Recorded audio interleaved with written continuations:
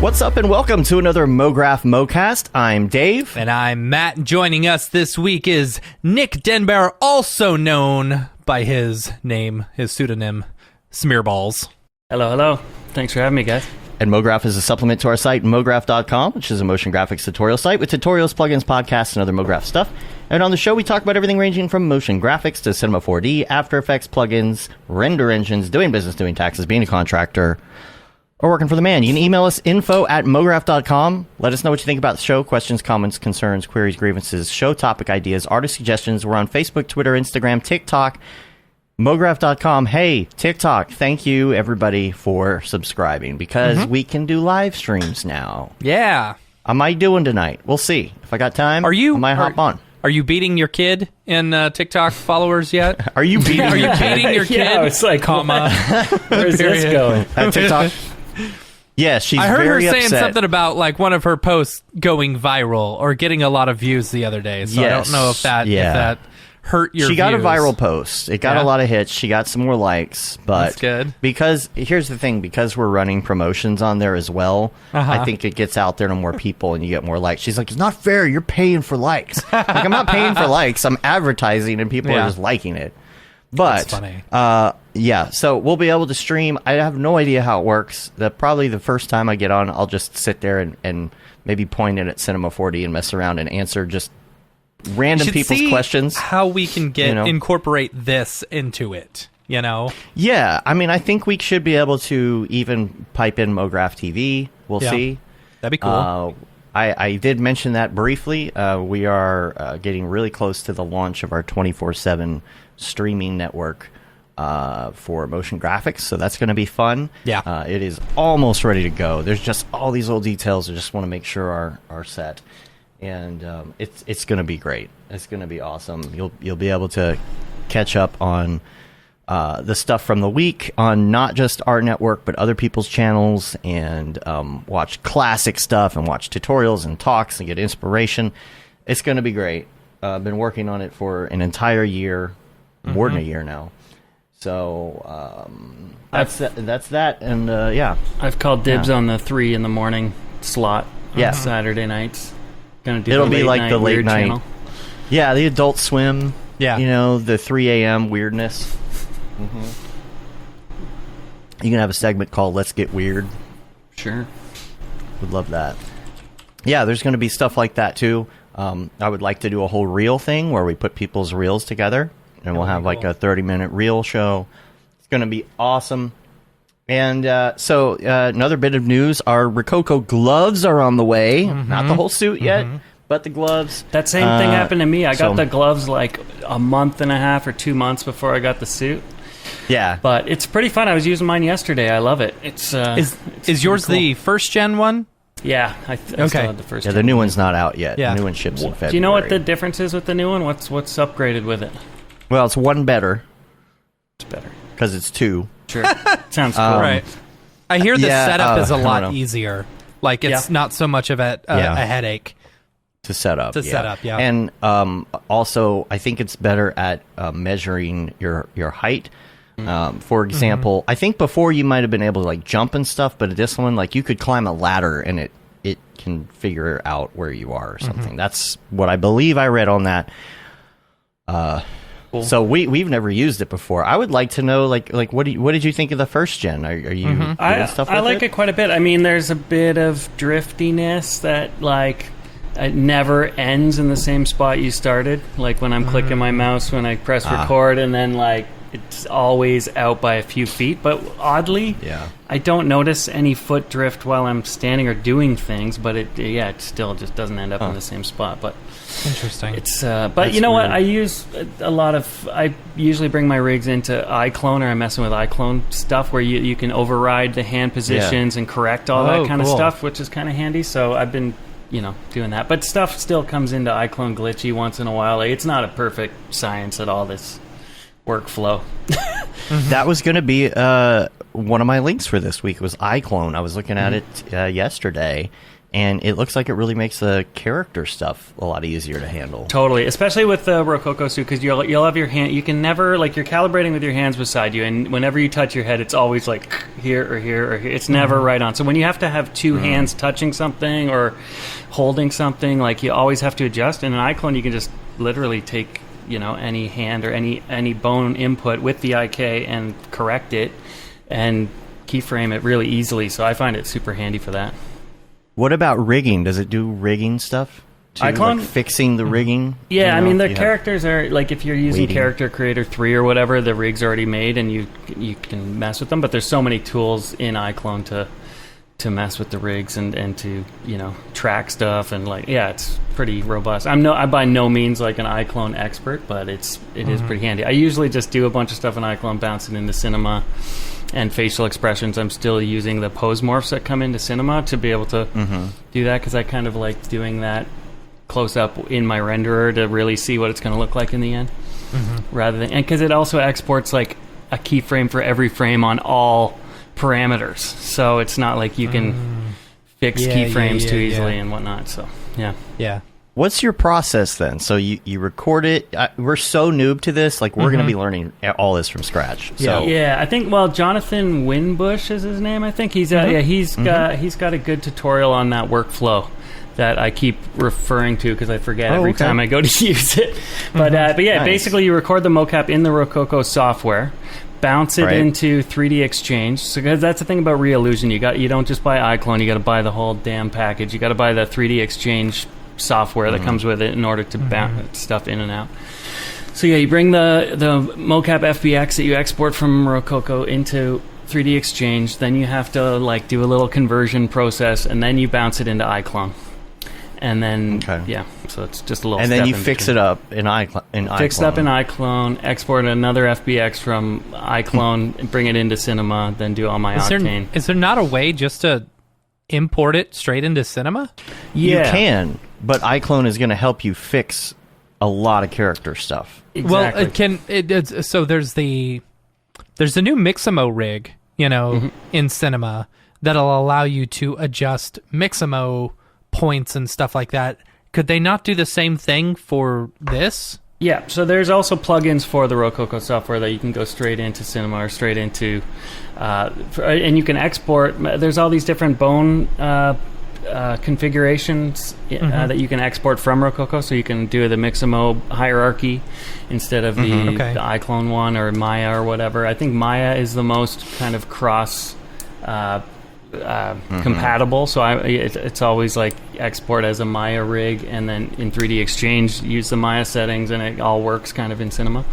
But there's no direct Cinema 4D settings in 3D Exchange or anything like that. So, but yeah, there are plugins to go direct into Cinema. I haven't tried it yet because I'm actually using Iclone characters from Character Creator 3 a lot of the time these days with Rococo. That's all I've really done with the suit so far.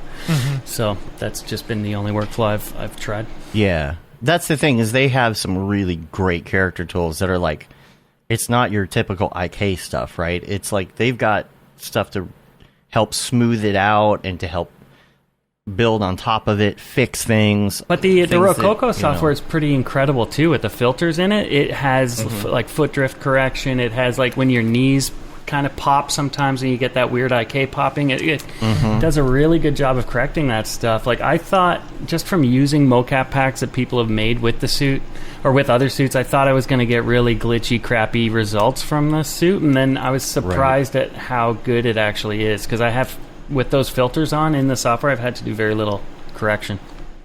Yeah, I think we might do a video on this once we learn, because I think what's going to happen probably is Jags is going to fly into Dallas. Yeah. We're going to work on something together.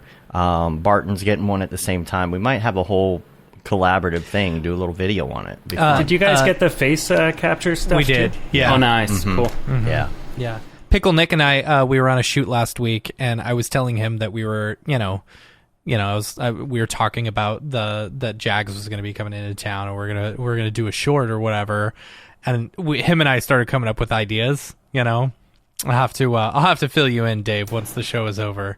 But, okay. Some fun spoofy stuff. So Sweet. I got one thing is like I've like lost almost 15 pounds or something in the last few months. Nice, which is congrats. like, Nice. and thanks, but I can only now like as fit long as you're into my trying, suit. yes. If it's Yeah, accidental, yeah. sorry. No, but it was like when I first got Yeah. the suit, I was 15 pounds heavier, and I was just like, oh my god, I'm like, Yeah, barely zipping it up, and I'm like, this is, and I Chris got a large. Farley in the whole thing. right. I'm like, I'm not taking any shots of myself using this suit and Suit, yeah. But now I feel Yeah. like it's not as ridiculous. I still look ridiculous dancing around like a fool, but Yeah, I might have It's, to put a T-shirt on over it. Yeah. Don't look at me. Yeah. Can You have you to stay in shape does it, for it. Can you actually put like clothing on top of it? I mean, I'm sure it'll be hot as hell, but like, I don't think it would interfere with the I tracking. don't see why not. Interesting. I don't know. Yeah. That'd be funny. Yeah, because you could wear it under your clothes in public. Like, secret mocap. You've still got the headband on, though. It's a little giveaway. Yeah. Yeah. funny. It'd be, what was the name of Shoes the... would be hard the- because it's got sensor right on your toes, so it's like, I don't think you can wear Ah. shoes with it too easily. I thought Just it'd wear be some like, Crocs. what's this? Yeah, wear You know. Wear flip-flops. some Crocs. With the, what's it, what was the title of the thing? Going for sushi or whatever?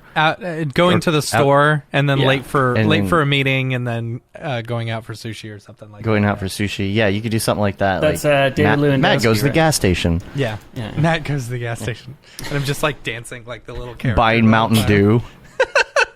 Buying lots of Mountain Dew and like overfilling a cart full of Mountain Dew. It is a huge We'll do that in post. time saver, though. Like, I mean, I've got a pretty massive mocap library, and like you can find stuff that works, but it's just awesome to get custom stuff and to just like Yeah. I'm trying to do a piece right now with like 12 plus characters, and I basically just like had my click track going and did all of them in one shot yesterday. Like That's just to be, cool. and Yeah. then be like, wow, I have got this massive library all moving to the same beat, ready to pop into my scene. It's pretty handy. Yeah, we're gonna have to learn how to dance. We need to learn some dance moves, Matt, Right. so we can do something with it. Okay, we'll do. Yeah, you got to have something in the library. You just can't Right. stand there.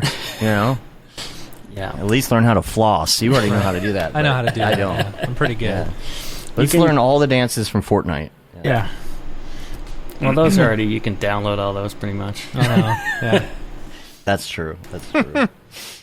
Other things I had in the week wrap up. Today is going to be mostly NFT heavy, so just letting you know ahead of time. All that's my going client on. work turned into NFT client work, so it's come full circle. Yep. Yeah.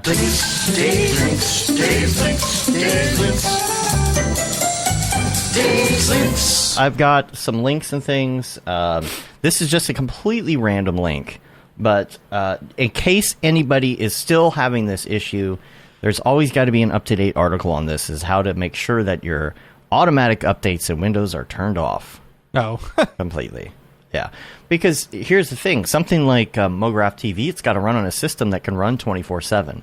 You can't just like say, oh, well, we're going to do a Windows the update system randomly, went down and then it because just we had shuts a off. Windows update. Right. Funny. So I had to make sure that that was off. So I've got a good article because they change it. I swear they change it so that you can't disable it, and then someone else figures out how Yeah. to do it. Yeah. So I got an article on that, and also I haven't played with it yet, but NVIDIA Canvas 1.1 is out, and it's supposed to be really cool. Oh, Saw yeah, Don yeah. Allen playing with it the other day. Cool. I'll post a link to his video, and it's pretty cool what that does. You Yeah. know, just paint different colors, and it creates AI real imagery. Shaded mountains and that kind of stuff. Yeah, cool. It's kind of fun. And VR Corner, haven't done that in a while. Yeah. I thought we could talk a little VR. Yeah. Let's talk some VR. There are two links that I have here. Number one, there is a leak about the new headset, the new Oculus Rift. I don't like that the name Oculus Rift is going away, kind of, because they It's had just the Oculus, Quest. or they call it the Rift, and now it's the Quest, now it's the Meta Quest. And it's like, they went from Oculus Rift to That's Meta Quest. Awful. Yeah. And the name is gone. And I don't know. Meta It just Quest. feels like it's... It feels dirty. Yeah, Dirty. because I followed Gross. Rift from the beginning and Kickstarter and had all the versions. But it does look really cool. And also there's a link to this YouTuber. He reviews VR headsets, and he has one called the best VR headset in the world. And it's this headset where like the pixels are just so dense you cannot tell that it's a screen in there. It's actually got 4 screens. It takes 2 display ports to even make the thing run. It's insane. Yeah. That's great. I wonder what the piece. I wonder what the FPS is on that. It can. Yeah. I mean, it was high. He said it was the closest experience he's had to the first time he ever put on a VR headset. You know that wow factor when you first saw something in VR. The little Italian village that they had in the first version of the Oculus Rift that you could walk around, a little villa. I never actually first did time that. I saw that. Mine was always the space one. The space one was the first thing. Yeah, you brought it into work, and then we were all sick by the end of the day because we just spent all of our time there, and we didn't have the... There's no parallax. Yeah, there's no parallax. Yeah. I actually got like roller coaster. Sort of long-term sick from VR. I downloaded somebody's like hack of like Doom 2 or something that was like... it was a Doom, some old Doom version where somebody just made it VR ready without any optimization. So you're just like, you're playing and it's kind of cool in the gameplay, and then it goes into those cinematic,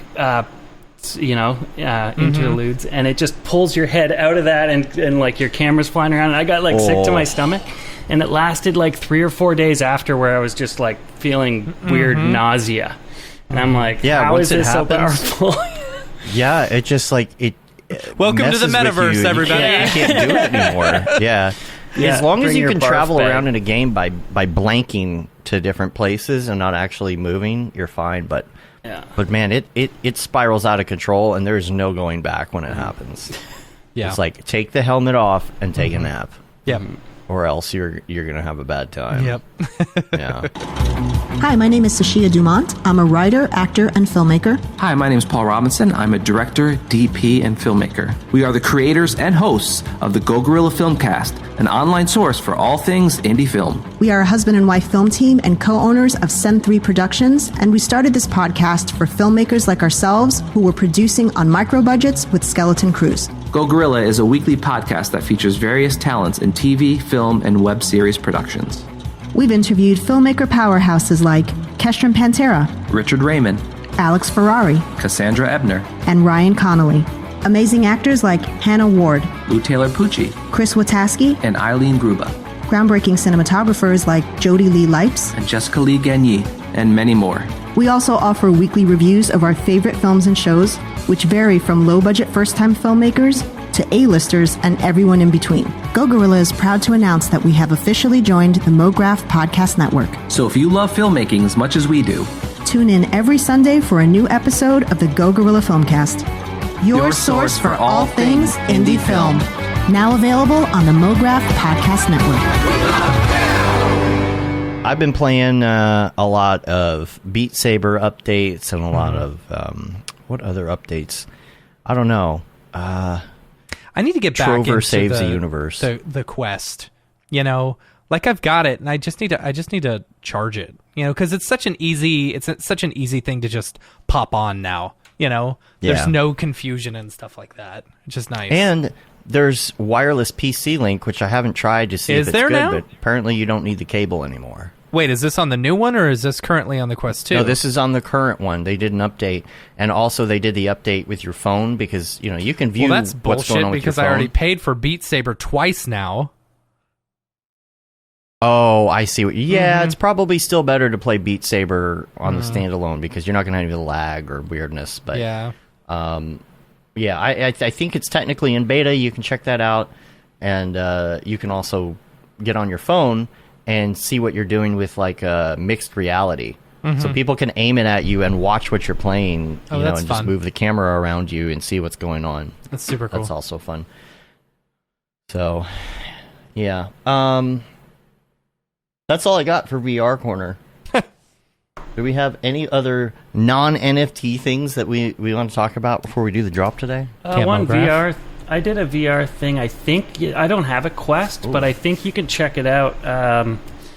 since our last podcast, I think we talked about it, but I did a thing for the residents called Die Die Die. It's like a VR music video that I kind of sunk up some footage of a live performance with a 3D scene that I made of this like Coliseum where there's all these weird murders taking place. So Who is it? Because of course, I Expect You to Die comes. Die comes Die up. Die.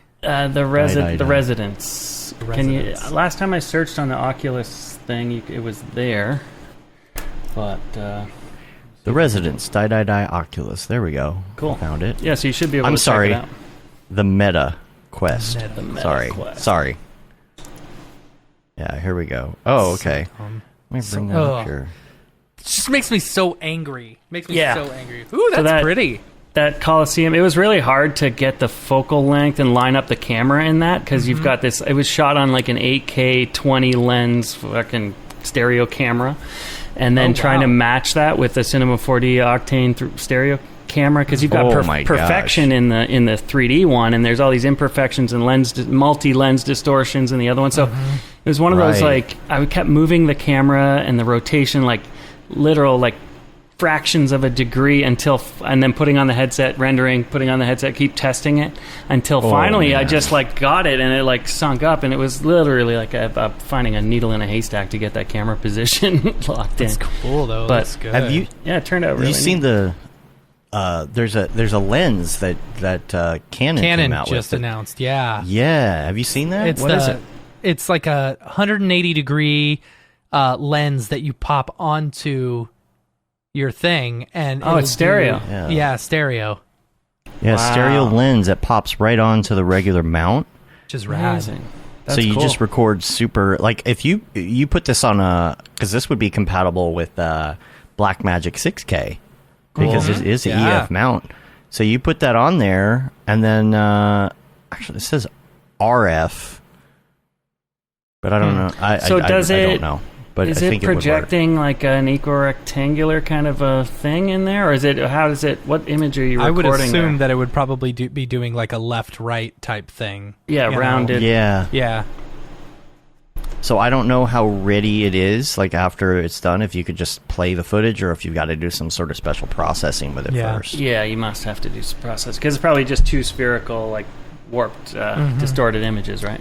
Yeah, I Yeah, mean that's but you get that stereo, So the that's the cool part. the GoPro used to have something similar, you know, where it was two lenses and you'd hook up two GoPros, Two you GoPros. know, to it, and then you'd bring that into your computer, and then you'd have to like adjust the, you know, the parallax between the two or whatever. The what's the word? The starts with a C. Oh, the I can't you're talking remember. about the eye. It's been so long since I've done 3D stuff. But yeah, I did that. I actually used that GoPro one years and years ago when it first came out. That GoPro one, when the 3D cameras and stuff became like big shit, and like everyone was like, oh yeah, 3D is the future, blah blah blah blah blah, and all these Except movies me. kept doing 3D, and it's like, no, it's just a fad. It's gonna go away, which it did, you know. But that was the best one that I had ever seen. Like, out of everything, that stupid GoPro one looked so good. And so we bought one, and I ended up doing a Dallas 24-hour video race, and did one where did a whole story about, like, someone got the new Apple eyeball, you know? And so it was all point of view stuff, and we did, like, pop-ups and all this other stuff. We ended up new winning first Apple place for it. eyeball. It was fun. But yeah, it looked really good. Yeah, here in the chat, Joggernaut says similar to the Theta stuff, but stereo rather than VR. That's cool. Cool. Yeah. Remember when everybody was like going to 3D, like you were saying, and every motion designer was like, "I got to learn 3D. Yeah. I got to learn like stereoscopic 3D animation, like really bad." And it's like, I did it once for a Depends. job for Flying Lotus. Had a stereoscopic 3D LED wall behind him for his live show. That's I made a cool. bunch of content for that, which was pretty fun. Kind of mixing some After Effects 2D stuff and some 3D scenes rendered out in stereo. It looked amazing, like when you've got the glasses on stage and it's all popping out at you. It was Yeah, pretty cool. I bet. that'd be sweet. Yeah. I mean, Yeah. Once we get AR though, that'll be solved. Everybody just has their own processor. I was just in Miami for Basel, and there was a show there with like an 80-foot curved screen that was all 3D, and I've never seen 3D pop out that much, where it really felt like something was like 20 foot out from the screen right in your face. It was pretty amazing. I don't know if it was just the brightness of the LED or just like the crazy curvature of the screen, if that had something to do with it. I don't know, but it looked pretty incredible. That's cool. Yeah, we'll have to dig into that a little bit more too once we hit the drop. Should we go ahead and No, we got one last thing. Oh, that's right. That's right. So I didn't know we were doing this today. Yeah, we're doing it today. Okay. All right. So we're doing a big save the date officially for Camp Mograph 2022. So we're super excited. We've got a new place this year. It is going to be at Camp Silver Beach in Virginia Beach, Virginia. So very, very excited about that camp. It's going to be awesome. We're super excited. But the dates are September 14th through the 19th. And you're probably thinking to yourself, wait a second, there's an extra day there. Sure enough, we had a lot of people ask, they're like, oh, it felt like it just went so fast that we'd love to have an extra day. So we added an extra day on that Sunday when people would normally leave. We added that for like a activities day.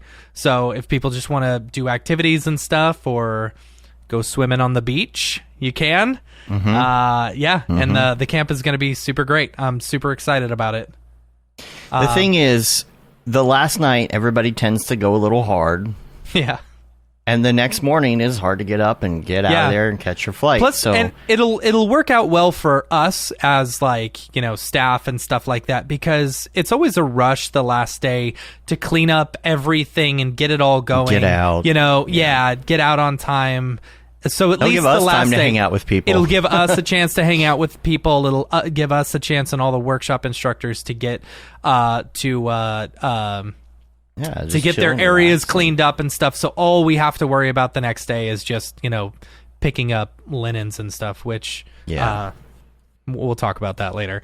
But anyway, we'll make it an optional day, which is great because if you have to get back to work on Monday, you can leave on Sunday or late Sunday or whatever. But if you want to stay, you can stay. And the other thing is that generally flights are cheaper on Monday. On Mondays, yeah. And Sundays, they're usually the most expensive. So. Yeah. So if you want to start looking for stuff, if you're planning on going, make sure we'll have an announcement of when tickets are going to drop here soon.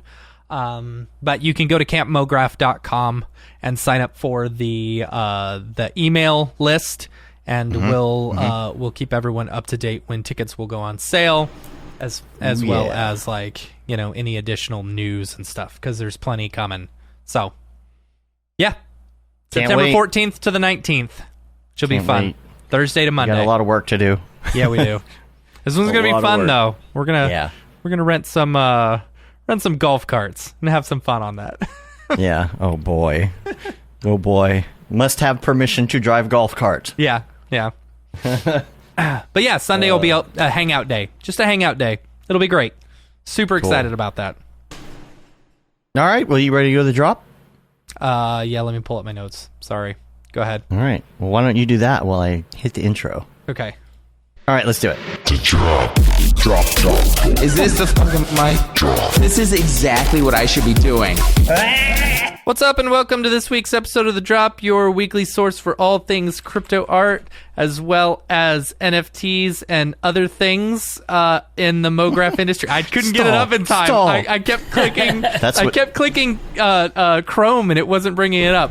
Anyway, joining us as always is Dave Koss, and joining us this week, super excited to talk NFT and crypto art stuff, Nick DenBoer, also known as Smearballs. Hello. Yeah, let's get into it. Let's get into it. You want to go through the major drops real quick? Yeah, let's go through the major drops before we get into the meat of the show. Yeah. First up, Nifty Gateway today, the 10th of January, is Clapis. This one is Clapis is a sculptor, and what's really interesting is that there's some really expensive prices on here. From what you're used to seeing with NFTs and stuff like that. A 15-minute open edition for $4,000 each, which is a little high price. Open edition for 4,000. Yeah. It kind of does solve the open edition problem. Yeah. I know. Because, you make it too cheap, everyone's going to get it, and it's going to become saturated if, a little expensive. But anyway. Make some money, but... We've also got some collector drawings and collector pre-sale and stuff. So it's... Those look cool. Really cool looking stuff. Cool looking stuff. So that is today. Next up tomorrow, we've got Ola Volo. Ola is this is really cool stuff. So it says volumetric capture, and mixing together some of their work and stuff, but this looks rad. I would love to know how they did that, because the work looks great. Capture. Yeah. So that's on the 11th. On the 12th, there's Mira Ruido. I don't know if I'm saying that correctly. Ruido. Yeah, that sounds correct, right. I think. Right. This is a collection called Life. So, are you ready for the never-ending cycle? Born, play, work, die. Yeah. So it should be fun. Then on the 14th, Vinicius Costa. Oops, wrong screen. Yeah, I don't know if I'm saying this right. So this is, this one that I'm showing is just a super rare thing, but I really liked their work. They didn't have anything about their upcoming drop, but it's like a super surrealism and stuff like that. I really like their work. So should be a really fun one. That one is on the 14th. Then going over to Maker's Place on the 11th, Alexander Van Glitch is doing a drop. The Dreams of Francis Bacon, which is really interesting. It's inspired by British painter Francis Bacon's famous portraits. Collections based on one idea. What if the artist's portraits were inspired by his own dreams? So, I don't know. Fun stuff. Interesting. Neat looking stuff, yeah. Then on the 12th, Lulu Zhao. I don't know if I'm saying that correct, but I love this work. I think this is super pretty stuff. Super fun. Let me turn it down. Yeah. Super fun, the plasticky looking vinyl stuff, but There's a butt. There's a butt, There's a butt. So, really neat looking stuff. I like it. Something that's right up EJ's alley, I think. Not because of the butt, but because of the vinyl stuff. No. Then on the 13th, Android Jones on Maker's Place, which is really cool. Animated pieces in this collection were created in collaboration with Android Jones. Blah, blah, blah. Thrilled to share both digital works. Yeah, really neat looking stuff. Lots of fractal. Good description. Stuff. Yeah, good description there. I'm just reading it. If anything important comes out, then I. Yeah. Cool. And then do we have any that's it for the Maker's Place ones, Dave? Do we have any community drops? We do have a community drop, because I was on TikTok the other day, and I noticed a little TikTok from Chad Ashley come across the I'm going to run to the restroom real quick. Sorry. All right. Get that Humera going. Did Chad drop his piece yet? I saw a little preview of that head with all the faces on it. Yeah. It looked pretty dope. Oh, yeah, it is up. I haven't seen it animated yet. So this one, Skull Candy, this is great. I love the texture on this. I believe that this texture is from the Everyday Collections. Yeah. Yeah, for sure. Love that. Love what he did with the eyes. That's perfect. Right. And then, am I full screen? There we go. And then the other one that he posted the other day was this guy right here. This is really cool. Face down. Yeah, that looks dope. Look at that. Yeah. Whose face is that? How did he even do that? Or are there multiple faces? Oh, that looks like it's some kind of almost... It looks like a displacement texture moving. You know what I mean? Yeah, and it looks like it's triplanar or something with that blend on the corner. I don't know. Yeah. That's dope, though. It looks cool. Yeah. It would be cool to... Is that like vector displacement? Could be. I bet you this is Arnold. Yeah. That's cool. I'm just taking a guess that's a little bit of Arnold action right there. I think that's all right, because these are sold. These are his older ones. So yeah, Face Down and Skull Candy. We'll put a link to this in the show notes as well. You can check that out. And is there anything else in here? No, I don't believe so. Matt will be back in a second after he... You need to play like P sound effects while he's gone when he does that, you know? Just like the Naked Gun kind of. Yeah. Yeah. Yeah. Get that Humera, dog.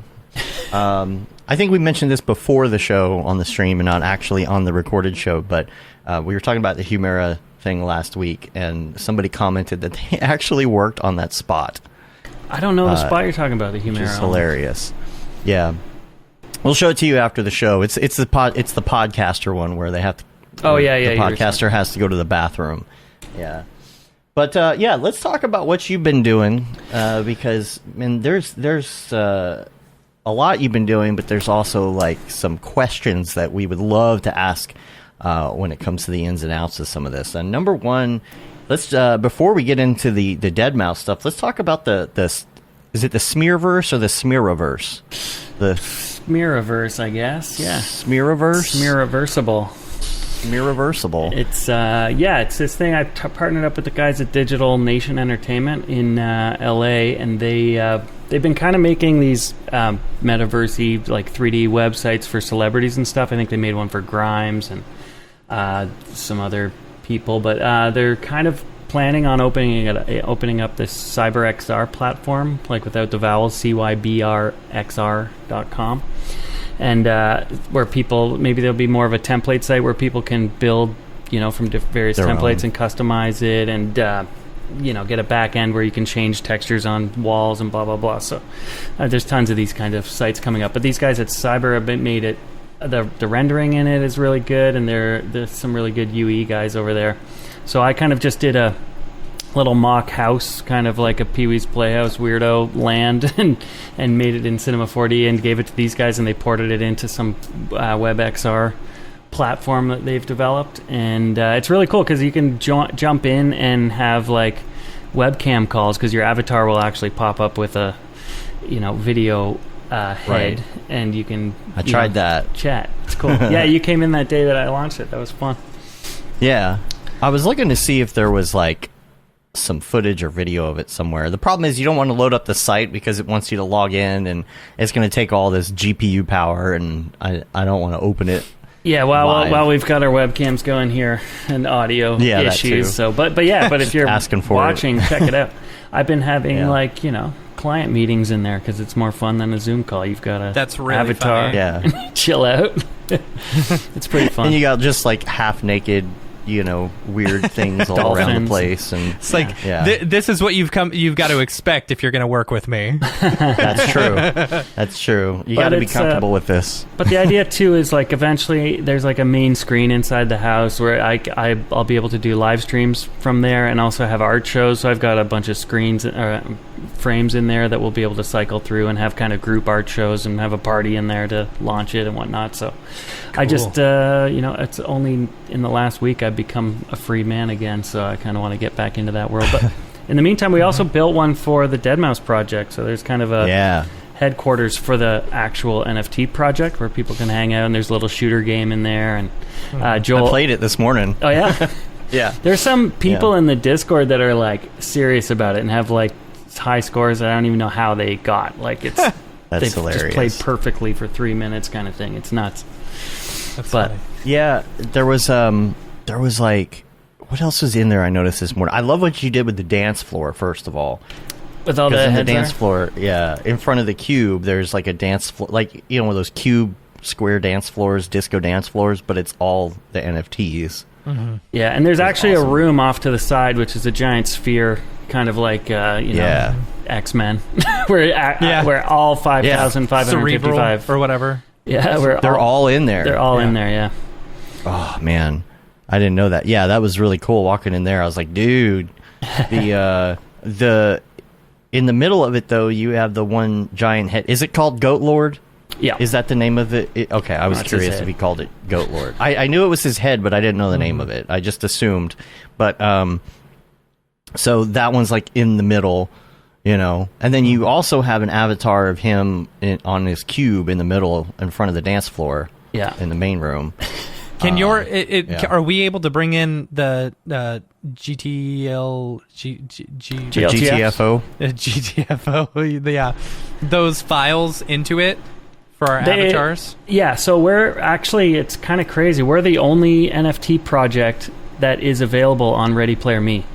So if you go to readyplayerme.com and like set up a avatar, you can go into I think in wardrobe or something on the left hand side. If you bring up that site, you can see it'll actually allow you to kind of redeem your NFT and add it to your avatar and wear the head. So I thought that they had been doing this for months and there was tons of NFTs on there, and then I just saw them tweet out a couple days ago like, no, the only NFT project we have is head. So that's crazy. But that's where it's all going, right? Like you buy it, you wear your wearables in the cross-platform. You'll be able to put your Adidas shoes on your character, whatever. But Ready Player Me has some pretty awesome like clothing and stuff. So we actually had a bunch of little parties with like 30 or 40. I mean, we had like 600 people come through the one day when Joel was in the space. Nice. And all these people were coming in with their avatars, but we could only have 30 or 40 in a room before it spawns a new room.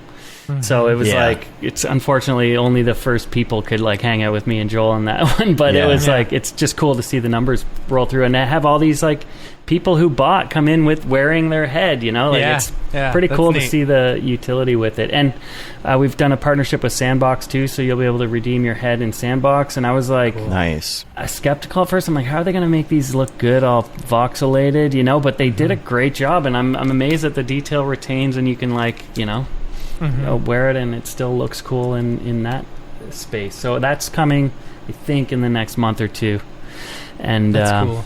Yeah, so it's pretty cool to have all these integrations right off the bat where you can use this thing everywhere, kind of thing. Let's talk about the process a little bit, because was there 10,000? Was it 10,000? No, 5,555. Yeah, all fives. That's right. Yeah. That's right. Because Deadmau 5. Yeah, exactly. So the process of generating them, you mean? Yeah, because a lot of people have a whole team, and then they're using like special software and Houdini and all of that. But you didn't use Houdini. Good old Cinema 4D.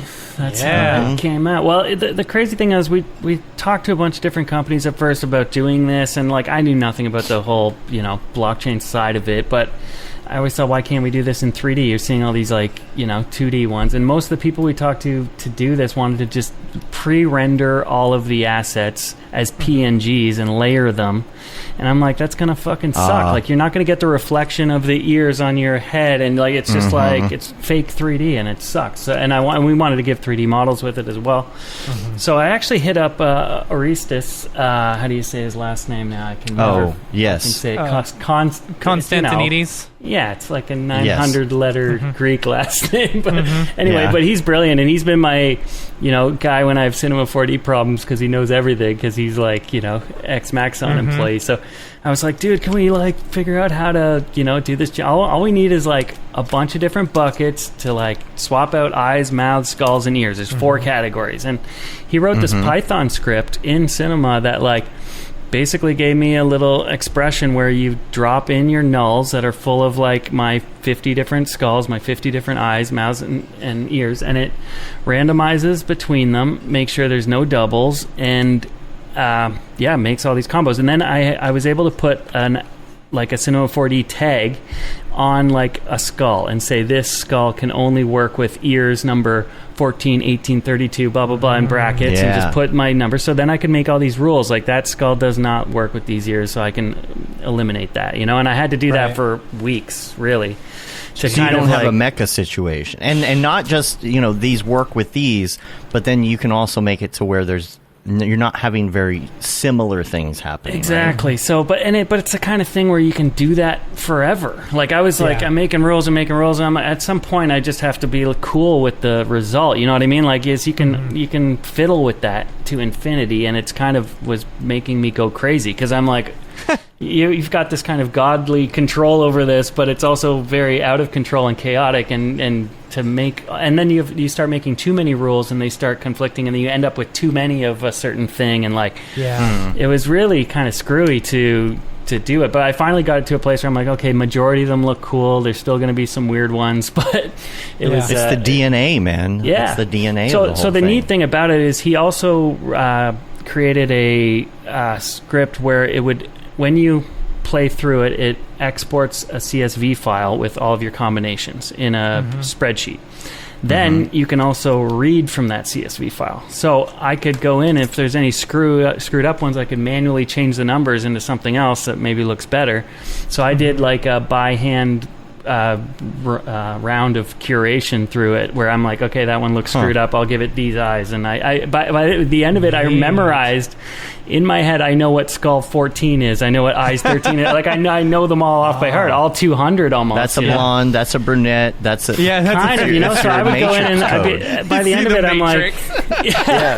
No, it was crazy. Like by the end, I was like, okay, I want to add these eyes to this one. So I just kind of did a pass to just get rid of the real messed up looking ones. And I didn't eliminate all of them, but it kind of needed that to be able to make a lot of them look cooler, or just get rid of the real freaky ones that you couldn't really write that many rules to avoid. You know what I mean? So is there one in particular that's your favorite? Yeah. Like, which of the traits are your favorites? I like the really kind of gross-looking ones with the weird skin. I mean, Joel's and mine, the goat one that I did in ZBrush is kind of cool, just because I spent a lot of time on that one. Yeah. But yeah, I mean, the cool thing was, like, I made a bunch of, like, what we called mouse matches, which were, like, the perfect, like, the Bitcoin eyes, the Bitcoin skull, the Bitcoin mouth, the Bitcoin ears. Perfect match would be that. But then some of the cooler ones are where they have, like, 3 of those and then, like, weird eyes or something. Or, like, like, they're almost perfect matches, but not, then they've got one wild card in them. So those ones are kind of popular with the collectors because they look cool. But the weird thing about... like mine. I like mine a lot. You got a cool one. The weird thing about Rarity Sniper in this situation is that it's based on, like, if you go, that's what the site we use to kind of like figure out how rare your head is, but it doesn't account for those 3 of 4 matches. You know what I mean? Like, so there'll be like, you could have like the Bitcoin eyes, Bitcoin skull, Bitcoin ears, and a weird mouth, and it would rank really low on the rarity score because they might be all, common traits. Right. But when you look at those traits, there's only, let's say, 4 out of the entire collection that have those 3 of 4. So you've actually got a really rare one, but it doesn't count on Rarity Sniper. You know what I mean? So I think collectors have been kind of privy to that and realizing, like, hey, we've got, some rare ones here that aren't necessarily counted rare on Rarity Sniper. Right. And some of those... That one was mine. That one was mine. I really liked mine. Yeah. I did like that you can with the what is it? I keep wanting to say GTFO. It's not the GLTF file. Like that's super cool. Like giving that away as well as the actual like thing. Yeah, and they're all downloadable by anyone. Like you don't even have to own it to get the content. Really? So that's cool. So people got those plus a 2160 by 2160 Octane render of each image downloadable. And I just actually uploaded to the Discord PNGs with transparent background as well of those renders. I just ran that past last night. Oh, nice. And Orestes is actually working on an FBX export script for me, so I'll be able to give everyone FBXs as well. Oh, that's awesome. Cool. So that's coming. So cool. I would love also to be able to just give C4Ds with my original Octane 4K materials, which I'm going to hopefully do as well. So everyone who's into Octane can have those. But it basically has to go through and export every single frame as an FBX or every single frame as a C4D. Yeah. When you scroll through the timeline, does it look really cool? Yeah, it just like jitters and randoms out, like it's the cool thing is like all the expression does is toggles visibility on the different null layers within the nulls, right? So it just like turns on and off visibility, and then he did some kind of a weird trick with the camera. Actually, it renames the camera the combination of your eyes, ears, mouth, numbers, and then it exports your file with that number that it pulls from the name of the camera. I don't know why he so did it can that. like do a take. Probably so you can do a take or something, right? You have takes. Don't think takes are set up. No, it's just literally to pull that name, the combo number out of something that they could get out of the process somehow. Yeah, but then it's cool because he also built in a thing where if I change that CSV file manually, like I said, I just swap a bunch of traits. Yeah. Then he built in a check in the expression as well in the Python script where it checks for doubles. So in case I made a double, it'll find it. So we had all these like safety checks and things. It's pretty robust. That's cool. Actually, I did want to share something cool. If anyone wants to mess with it, some guy just released a similar plugin add-on for Blender that does exactly kind of the same thing. What's it See, called? this needs to be a packaged thing that Maxon puts out for people. Yeah, for real. You and Orestes should put this together and like be like, oh, here's your NFT thing. I just put it in the chat. Okay, cool. I think. See it. Why don't I see it yet? I don't see it. Did you hit enter? I did hit enter. I got to hit enter. Oh, did you send it to me? The YouTube chat. Oh, the YouTube chat. Yeah, that probably won't work. It probably won't do it. Yeah, put it in the Skype chat. Send it to Dave on chat. Cool. Yeah. So I was going to ask you that CSV file, the spreadsheet you have, right? Does it have the photos in it, like the renders? You can look at the renders. No, it's just numbers. So it's like I made a legend after with renders that I populated it with the images manually, but no, the spreadsheet just does the 4 categories plus the background color and just a dummy check if there's a double or not. So it's got 6 categories. Here's that link you sent here. This is yeah. Okay, so it's just exporting each one, essentially, right? Yeah, I think it's very similar to what we made. I don't know if it's as robust. I just kind of skimmed over the video, but it looks like you can kind of do it for free on Blender. Plus, you'd have to learn Blender. That's the only problem. Totally. Right. But we actually use Blender for this as well. So after to do the GLTF exports, I was just kind of like, thought I was screwed because I already had to redo all my Octane textures as Cinema 4D standard textures to do the GLTF export. And then we partnered with Ready Player Me, and they're like, yeah, we need all of these heads to be single material. Oh, and I was so like, that was going to be my question. Was like the whole processing for that, man. That probably was an undertaking in itself. That was a bitch, man. It was crazy. Like I was like, how are we going to do this? This is a fucking nightmare. But then we found this software. Actually, the guys from Ready Player Me suggested it, called Simply Gone.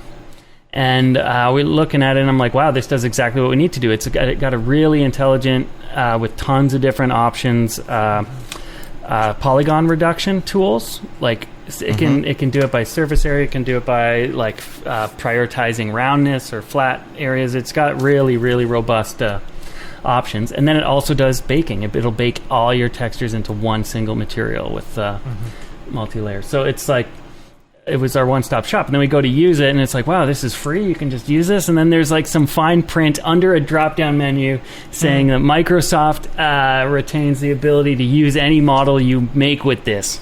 Oh, geez. Like they had some ownership over your models. And I was like, what the fuck? I'm glad we like found this before we actually ran anything on it. But then you had to buy it, and it was like very expensive, like 10 grand or 20 grand a seat, depending on how much money you're going to make on the thing. Jeez. It's like a pretty, but it was the kind of thing where I'm like, what are we going to do otherwise? Like, how else are you going to bake all these materials? Like, it was, and some of these heads would end up with like 40 objects in them based on how I built them. And I was, you know, it was just optimizing nightmare. So we ran it through all this, through Simply Gone in Blender.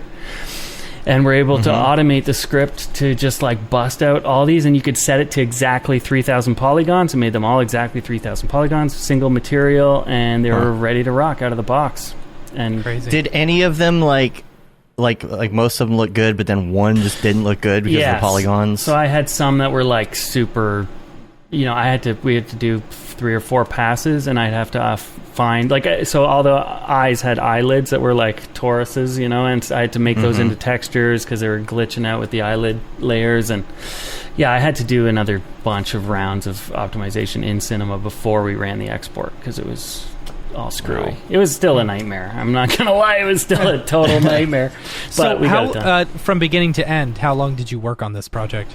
I think I remember going to a party at Joel's place in like September 11th, and I had already had like I don't know, like maybe 40 or 50 different little like sample designs of these early heads, and then we released in November, October? I don't remember. That's good. November. That's good. Yeah, it was like maybe it was, I don't know, it was a few months of nonstop long days of building these things and texturing them and doing a lot of substance painter. And what is the rarest one right now? The rarest ones are, I guess, Joel's is technically the rarest because his are all traits that are not shared by any other. Right. I guess I have the other goat one, so there's a couple, like just the goat horns are shared. But other than that, Joel's is pretty much entirely unique, one of one. Is he getting offers for it? Like, I don't people know. Send him bids. And I've got some low balls on mine, like, something each. But I think those are bots. But then there's 5 Jokers in the collection, and only 3 of them or 2 of them have been unearthed. So there's these like jester hat ones that are, there's only 5 of them. And then the mouse matches, like the ones that are like full, like I said, all Bitcoin or all like Tron looking ones, they're all kind of pretty rare, and they've all been collected. So yeah. Are there any plans to do more stuff with this? To do drops and gamification stuff and all of that? There's I don't know if I can talk too much about it, but there is a airdrop coming up this year. And there is like more integrations. Joel is actually, I don't know if you know anything about his Oberhasli project.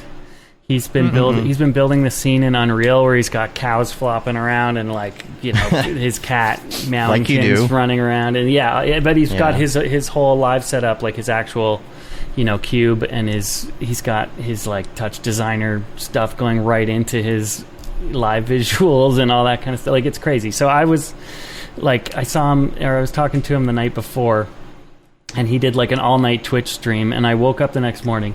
He was still going at like 7:30 a.m. with his sounds about right. With his cube, playing content of the heads. He was pulling from the GLTFs on OpenSea, the actual ones that OpenSea's pulling from the server. He had it so his Twitch viewers could type in a number of a head, and it would make his head while he was DJing turn into that head.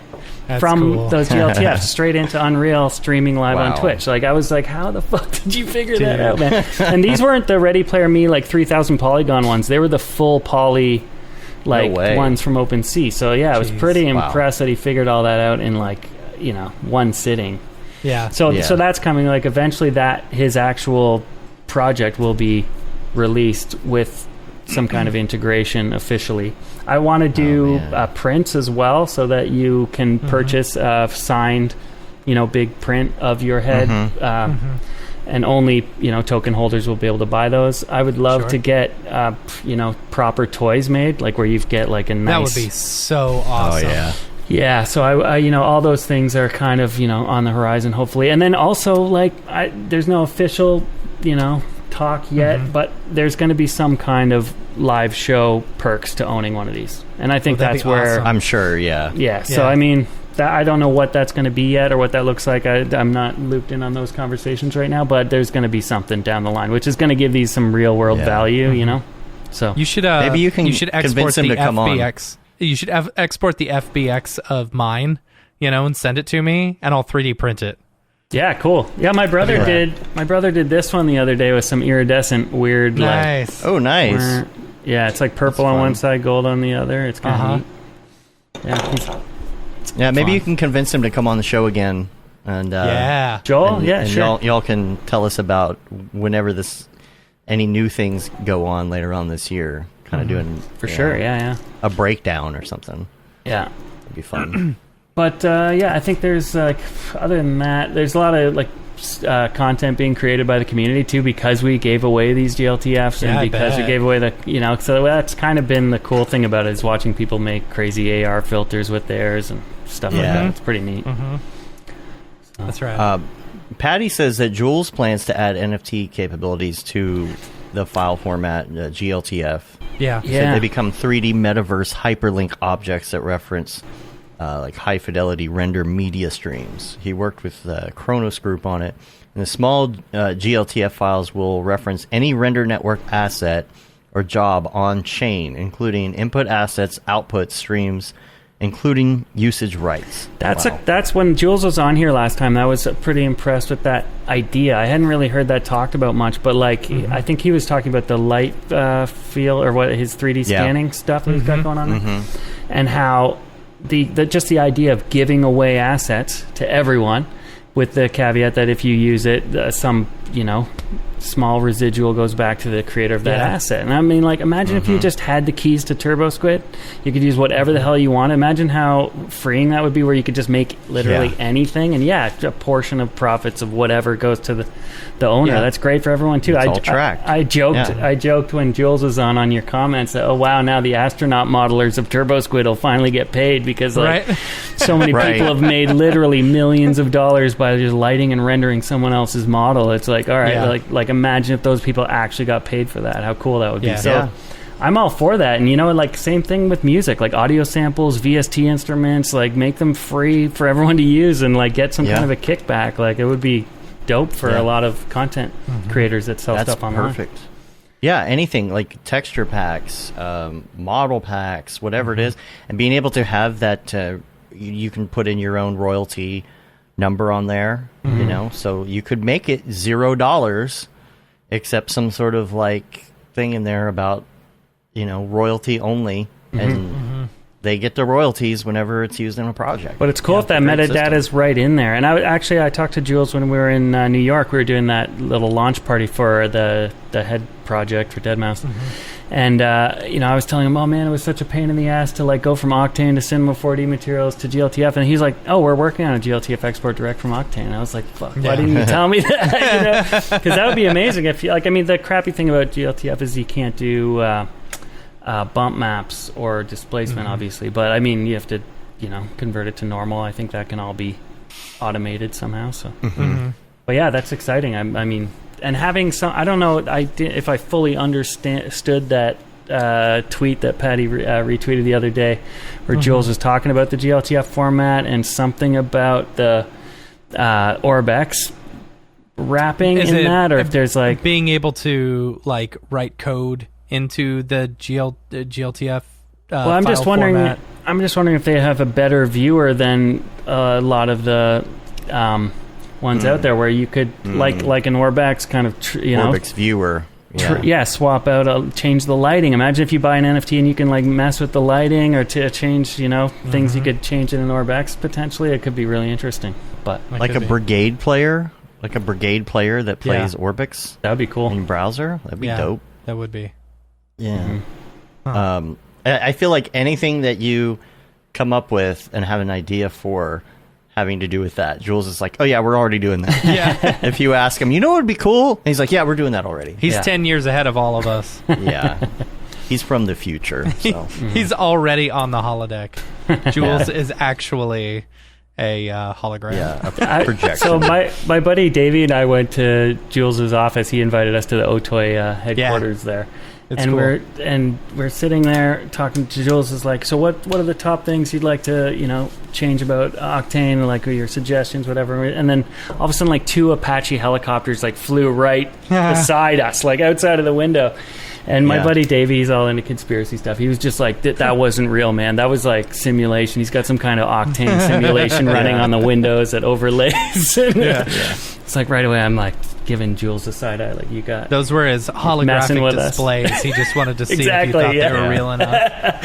He was just testing us to see if that actually happened. Funny. I always thought that would be fun to do your actual window in a room as a just giant LED, and you could just make it daytime at night if you want. That'd be fun. Maybe I'll do that here. I never open the window anymore. I've seen a bunch of like things on TikTok where people will take a projector and project it onto a wall as if it's like a window, so that you can control like the weather or whatever you want. Be fun. Make it storm, play some rain sounds, soothing rain sounds. I don't know. It's like apocalypse tell us bunker about stuff. Tell us about Art Basel. Yeah, that was wild. It was. I had a piece up with Super Rare for their big video monolith. Yeah, and I saw it. It's yes, cool. Yeah, it looked awesome. Like seeing it in real life was pretty amazing, and all the artists they had on it were pretty cool. There was like I was more into the ones that actually used the box geometry, I did. There was a bunch of artists that kind of dove into the sort of space of it and made it work, and it was super awesome to see. Just the super bright LED cube blasting at nighttime especially was cool, but that was pretty fun. And what else? I had a piece up at Scope with Super Chief Gallery, and they had a pretty cool setup. I was actually kind of surprised at that there wasn't more video screens everywhere. There's a few galleries that had stuff at Scope in particular, but it was also the first year ever for NFT digital art at Basel for the most part, because there was none. There wasn't a Basel last year. This is the screen here. I'll have to go find do you have it on Insta or something? I'll have to go find what it actually looked like. Yeah, I think I just did Insta stories. It might be in my story highlights there at Basel, but on the Facebooks or something. I don't know. I'll find it. But it's that was super fun. But it was also just fun meeting everyone and going to all the parties. I was only there for 60 hours or something. Like, it was a pretty quick burn. But yeah, it was fun. Who did you see there? I ran into Octane Jesus at Scope for a little while. And Mike Beeple came out to this weird yacht party we went to, and hung out with him for a bit. And just Ryan Talbot, tons of people. It was cool to kind of make some reacquaintances with people. But it was pretty awesome. I went to the Christie's had a wicked party where the whole kind of NFT community was. But it was really cool to see NFT world kind of meld in with the Art Basel world, because I used to go to Art Basel 10 or 15 years ago when I was a kid. I would drive a bunch of established traditional artists' work down to Miami from Toronto in my pickup truck and set up. So that my history with Art Basel is a decade ago, and to go revisit it again now with all the digital stuff intertwined is pretty interesting. But it's also just a long time coming. Why did it take this long for digital art in general to be accepted in the art world? I remember going to art school in 1999, and it was or early 2000s is you could make your art on a DVD and try and sell that, and who's buying a plastic DVD jewel case for $1,000? It just wasn't. It was laughed at. I think it's it's the collectability now. Exactly. With a physical art piece, you actually own the physical art piece. With this, the collectability, of the blockchain and stuff. Sure, but it's still, regardless of that, it's still long overdue that it's taken seriously. That artists can actually be taken serious in this realm. The Rafik Anadol, I'm probably not saying his name right, but that guy's piece on Miami Beach was unbelievable. It was a 30-foot video screen, super bright. They hit all of the cables and generators, so it was literally just this box on the beach, and it was pretty mesmerizing. We had it there for a while. They just buried everything. That's pretty wild. That's super cool. Where do you think this stuff is going in the future? Where do you think... Well, first of all, the art's going to be the art, and the art's going to evolve too, I'm sure. But where do you think the metaverse and everything's going? Metaverse is I think everyone's waiting for the Facebooks and the Googles to just launch their domineering advertised infused hellholes. But the weird thing is it just seems like a weird play to me for Facebook to do this in general, because we've gotten to the point now with social media where you just have to flick your thumb, and it's so lazy, and that's what's making money. That's where all the attention time is going, and it's this lazy TikTok, 8 seconds. I don't even care who made it. Don't even need to subscribe to that person. Just flick on the toilet.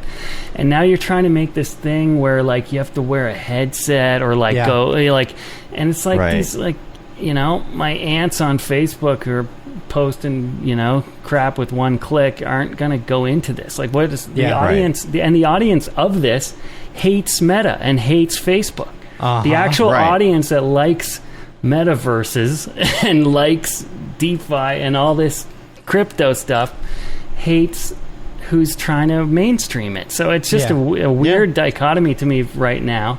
I think when Google does it and they use Google Earth and you can overlay a giant hot dog on your house, like, that'll be cool. Right. But it's also like going to be an advertising. It's all 1-to-1. Yeah. Yeah, it will. Yeah, so, but when you've got, there will be the definitive, like, whoever it is, like you said, but it's going to be mainstream when AR is mainstream. Mm-hmm. There's no mainstream metaverse before mainstream AR.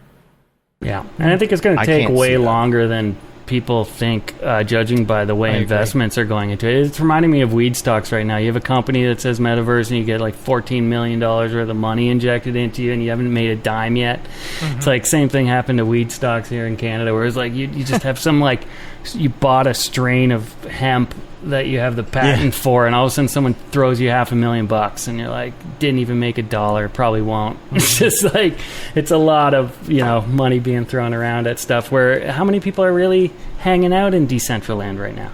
How long is Decentraland going to last when it looks like ass and you're going to get some pixel streamed wicked Unreal Engine site that totally doesn't even require any processing GPU power because it's on some server being pixel streamed, and it kicks the crap out of Decentraland and makes it look like Star Fox from Super Nintendo. Like, it's just like, and then everyone's buying this like real estate for $500,000 in Star Fox, and like, what's that going to be worth if overnight something comes out that kills it? I don't have a lot of faith in some of these ugly, not shaded nicely platforms doing well in the future. It's in a very near future. Second Life. Just like Second Life.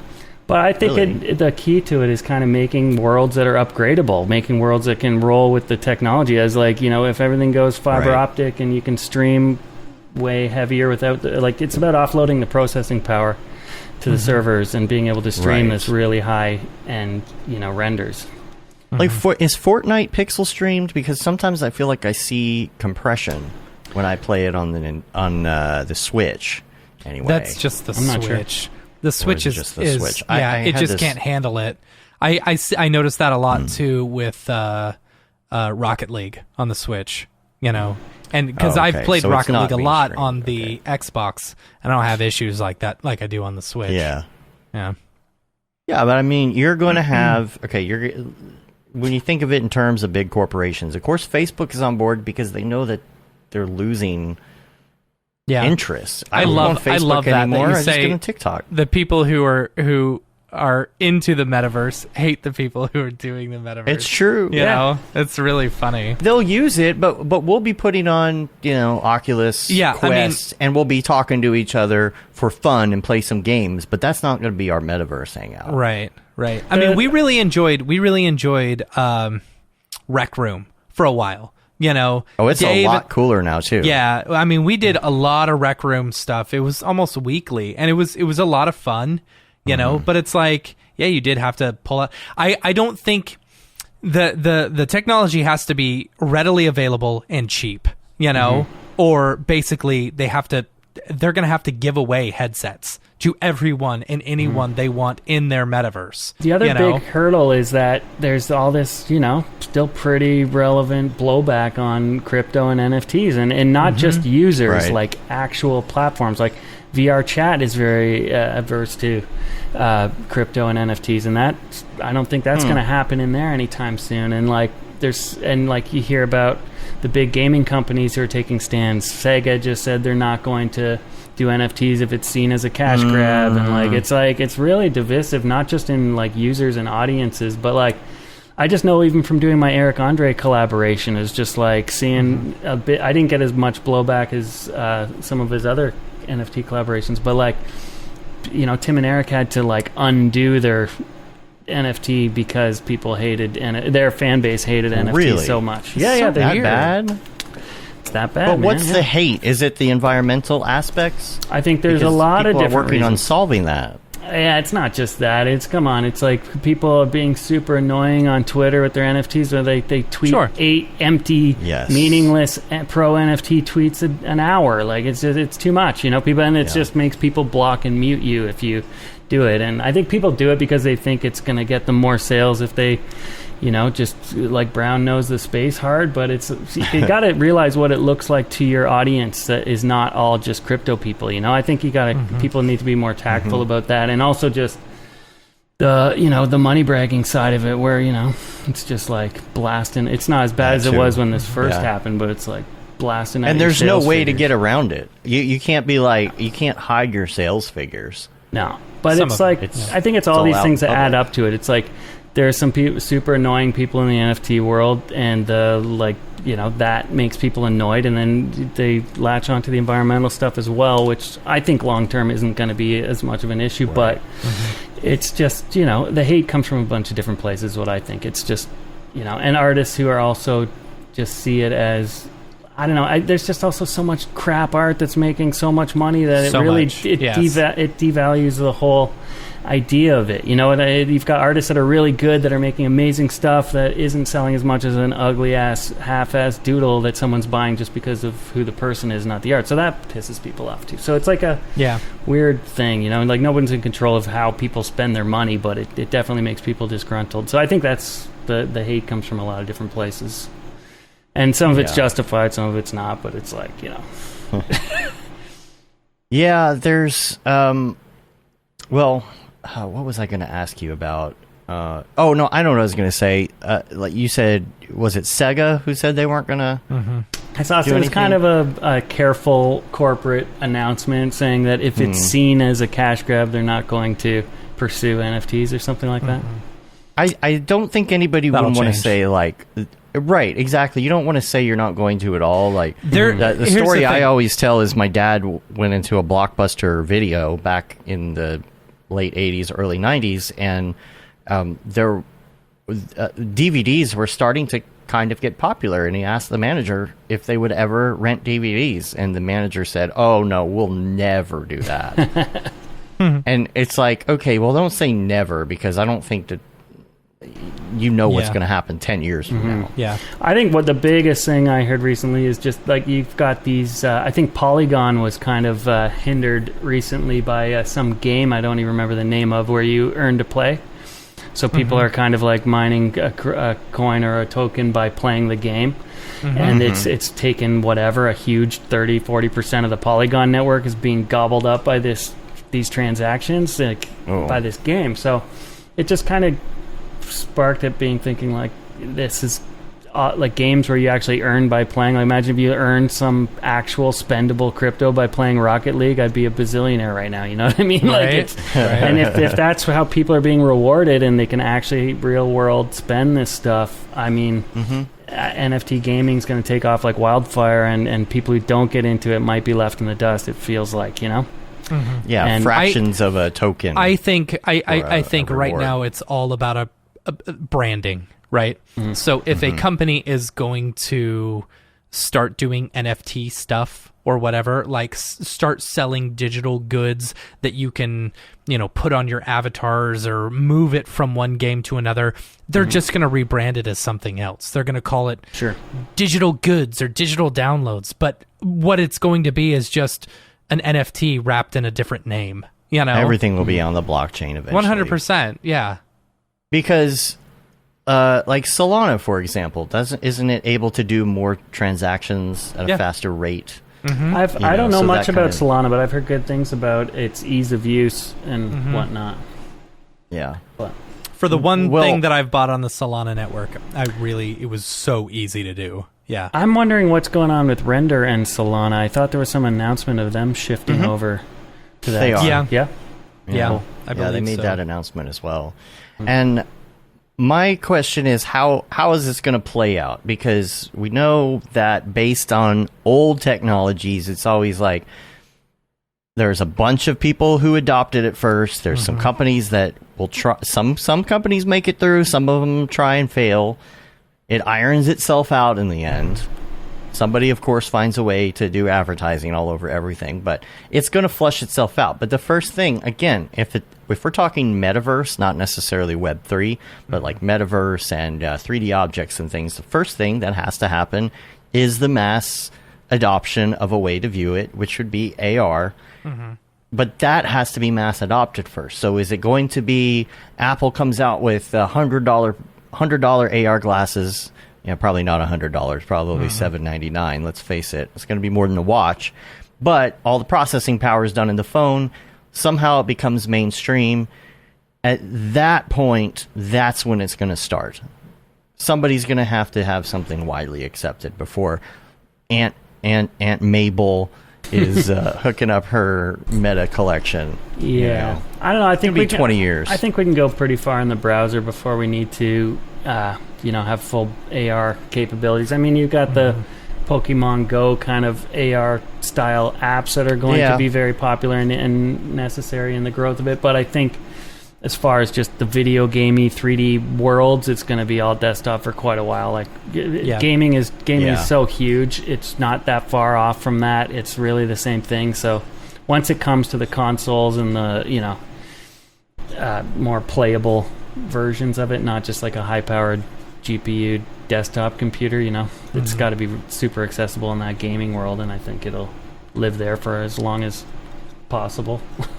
Until Aunt Mabel can jump in with her her old lady glasses that are project into her eyeballs. So she can, I think, jump into her multi-level marketing schemes that are on the blockchain. Yeah, totally. Yeah, those digital oils. Those Avon lady metaverse. Right. They can see how the makeup's gonna look on them through their AR. VR crochet. That's a good one in the comments. Yeah, totally. VR crochet. Macrame. I'm really impressed with the AR stuff that Apple's doing. I haven't played with it a lot, but like, for example, I've been eyeing the Apple Watch, trying to decide if I want to go that route or not. Just keep going to their site. And the other day, I was looking at it, and it says, view the watch in AR. And I'm like, why not? So I click, and I can view the watch on the table. And, man, I just got to say that with LiDAR, the tracking is just so dead on. It's pretty incredible if you've never played with it. I've been super impressed with all these like iPad 3D apps, and that Point Cloud NFT you showed earlier might have been done on that, but there's some really cool 3D tracking and photogrammetry stuff, and I'm like almost going to buy an Apple device now for the first time in my life. Wait, you don't have an iPhone? No. I'll be right back. Oh, really? Oh man. Cue the P stream sound My effects. doctor said Humera. Humera. Should find that sometime. We'll probably get tagged for copyright. Do you guys do like a top rug pulls of the week on the drop? That's a good idea, actually. I don't know which one's some? there, but no, I saw some pop up on my Twitter feed this week. I forget what they're called. I kind of steer clear of any sketchy PFP crap myself, but I just see it happening all the time, and I'm like, what the hell? People losing their shirts on jumping into the next thing all the time. Well, I mean, hell, first of all, mechas. Yeah. I mean, did that ever wasn't recover? a rug. No, and it wasn't a rug pull per se. I mean, it really had potential. Greasy. They didn't do what you did. They didn't really go through and make sure that there were no duplicates. It was rushed, and I think that's what killed them there. They look cool though, but the other thing was there's some shenanigans going on because somebody posted one that sold for like 2 ETH and then sold for like 500 ETH or some crazy amount like right after. That's like, weird. Yeah, some sketchy looking transactions where it's obviously some kind of wash trade, So that's weird. But who knows if that was a user or a creator or who the hell does that crap? But it's all over the place. I thought it was going to do better. I thought that because, of course, before they were released, when everybody had their, you had it, but you couldn't see what it was yet, and the numbers on it, man. Matt should have taken his $17,000 offer or whatever he got. Oh wow, he had one that was rare. Yeah. Oh yeah. Damn. Yeah. And this is before he knew even what it was. That's the thing. People were offering before you could see it, and so. We heard everything going on the problems they had and whatnot. And I really thought it was going to recover, though, because they were cool looking. It was so hyped compared to anything else. And in the end, I think that Matt's slim hoods Slim Hood was doing better than the Mecha. Which the slim hoods were not near as known. I wish he was done in the bathroom so that we could ask him about it. But, I just don't, whatever. I wonder about all these projects because I'm getting my Instagram DMs are like 4 a day now with somebody pumping some 5,000, 10,000 project. And I'm like, there's this many that I'm getting directly hit up about. How many are there in general? Like it's just every week there's like tons more of them. So what does that really do? It just becomes more and more of a lottery every day. But that's kind of the nature of NFTs in general. Even ones by artists, it's like the volume is going one direction. It's massively watered down every day. Overly saturated, man. And so, but again, that's why it comes back to branding, right? Mm-hmm. It's all about branding. It's all about the ones that are going to be super popular for whatever reason. For a temporary period of time. It really is like pop music. It's like you've got to get that hit for that week or month or whatever it is, and then make some kind of a memorable splash. Like it's more akin to pop music than it is art in a lot of ways. They're like Beanie Babies. Yeah.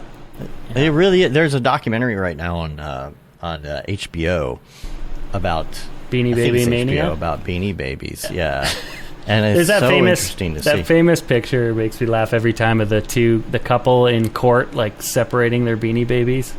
Yeah, and the divorce. And now they're like worth nothing. Some of them are still worth something, but. Hey. Julie has a box of them in storage, and we took them out, started looking through to see what was worth what. And, I can imagine that happening 20 years from now. I'm looking through my old MetaMask accounts. Oh, look at this! Mm-hmm. Look at this old piece right here. I don't know. Yeah. Also, come on, Matt. Come on. I'm stalling here. There we go. Because I wanted to ask him about that. So tell us, Matt, about your slim hoods compared to your Mecha. We were talking about how Mecha's just kind of fizzled, and your slim hood was worth more. No, it's getting there. Well, I don't have either now. I sold them both. I sold them both when ETH was up, and now ETH is down, and I'm just losing money left and right. Me too, man. It's pretty.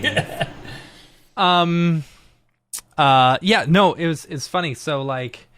I don't know. I got really I don't know. I got the yips with NFTs, because did you do a panic sell or what? You sold everything? Kind of a little bit. So here's the thing. Mechaverse did really well before everything like actually got revealed. And I was like, oh, this is going to be the next Bored Ape. This is going to be awesome. I'm holding on to this forever, right? And it got up to like $30,000, $40,000 or something, and I was like, nah, I'm gonna hold on. And then it dropped down like a few weeks later to like 1 ETH, and it's okay. So I minted it, so it was only $720 to mint. I still made money, but I could have made a lot more money, Yeah. So I've been watching everything, and like I bought. I don't know. I saw it on Twitter, these slim hoods and stuff like that. And slim hoods, I think, are a really good example of having a really good roadmap because they started this whole collective, where it's like with slim hoods and invisible people and the rollers and stuff like that. And so they're all working together in one Discord and stuff like that. And so in order to get invisible people, which looks really cool, you have to have a slim hood and a roller in order to... So it caused the price of slim hoods to go up significantly, right? I bought a slim hood at like 0.3 ETH or something. It was like $130, And so... because of this whole, and at one point they were you could buy one for like $35. They were 0.01 ETH or something, which was ridiculous, and they're the only one that I've seen that dropped down a whole lot and then started like gaining like crazy, you know, to bring themselves back up from 0.01 ETH. So now, you know, I've been wanting to sell them for a while, but my tax burden after selling my Beeple piece last year is going to be ridiculous. So I'm not looking forward to it at all. So I held off until the beginning of the year, and I saw that slim hoods were going up and up and up, you know, and it got up to like 0.65 ETH, and I was like, all right, I'm going to sell it, you know. So I sold that, and I sold my Mecha like right at the beginning of the year because Mechas looked like they were going up a little bit. And now Slim Hood is almost to the exact point where I sold my Mecha. You know, they're at 1.14 ETH, which is crazy right now, you know? Wow. So yeah. nuts, all these projects and watching them go up and down, just like money flowing from one to the other. I'm actually glad I have to like step away from it. Like, I don't like going back and looking at it because it's like, you know what, I made that decision. Dave and we sold a Beeple piece for $3,500. Wow. But whoops. Yeah, when it first came out. The thing is, we bought 3 pieces right at the beginning. We sold that other one because we didn't know. It was high at the time. Yeah, and $3,500. It covered all the costs of all 3 Beeple pieces that we bought. I mean, how were we supposed to know that it was going to go up to $50,000-$60,000? Right. You know, it's fine. Wild. But after doing that, like, because doing a project like that Dead Mouse thing was pretty all-consuming for a while. Now I'm just kind of like glad to get out of the, you know. Mania of like watching the numbers and all that stuff and get back to one-of-one pieces. Yeah. So I felt just all year last year I was like, I had some good momentum going into the NFT world at the very beginning, and then I like agreed to do all these like NFT collabos and projects for people, and then I just like killed my momentum. So I'm kind of saying no to jobs for this year as long as I can to kind of get back on the one-of-ones and do some deep multi-character weirdness, you know? Yeah, totally. So yeah. Totally. Yeah. Getting in that squeezing into the Rococo. Oh boy. Go ahead. Oh fuck. Hey y'all. Dog. I heard Smearballs was here today, so as a dog, when I hear the phrase Smearballs, I think Dorpy. Yeah. Let's not go that direction. Have you invested in any collections this year? Glad you asked. No, but I am designing my own collection. They're called Dead Dogs. Dead Dogs? Yeah, Dead Dogs. It's got a 5 at the end instead of the S, so you know it's good. Yeah. Here it is. You're gonna get sued over that one. Yeah, right. Joel's lawyer is already rubbing their hands together. It's a 10,000 piece collection of dead dog heads, from dead poodles to dead Dobermans. They're as dead as a dog, and they're not happy about it. That looks really original and cool. Yeah, I think it's going to sell well. Yeah. Each version has its own unique collar as well, and it includes my favorite pattern on the collar. Houndstooth.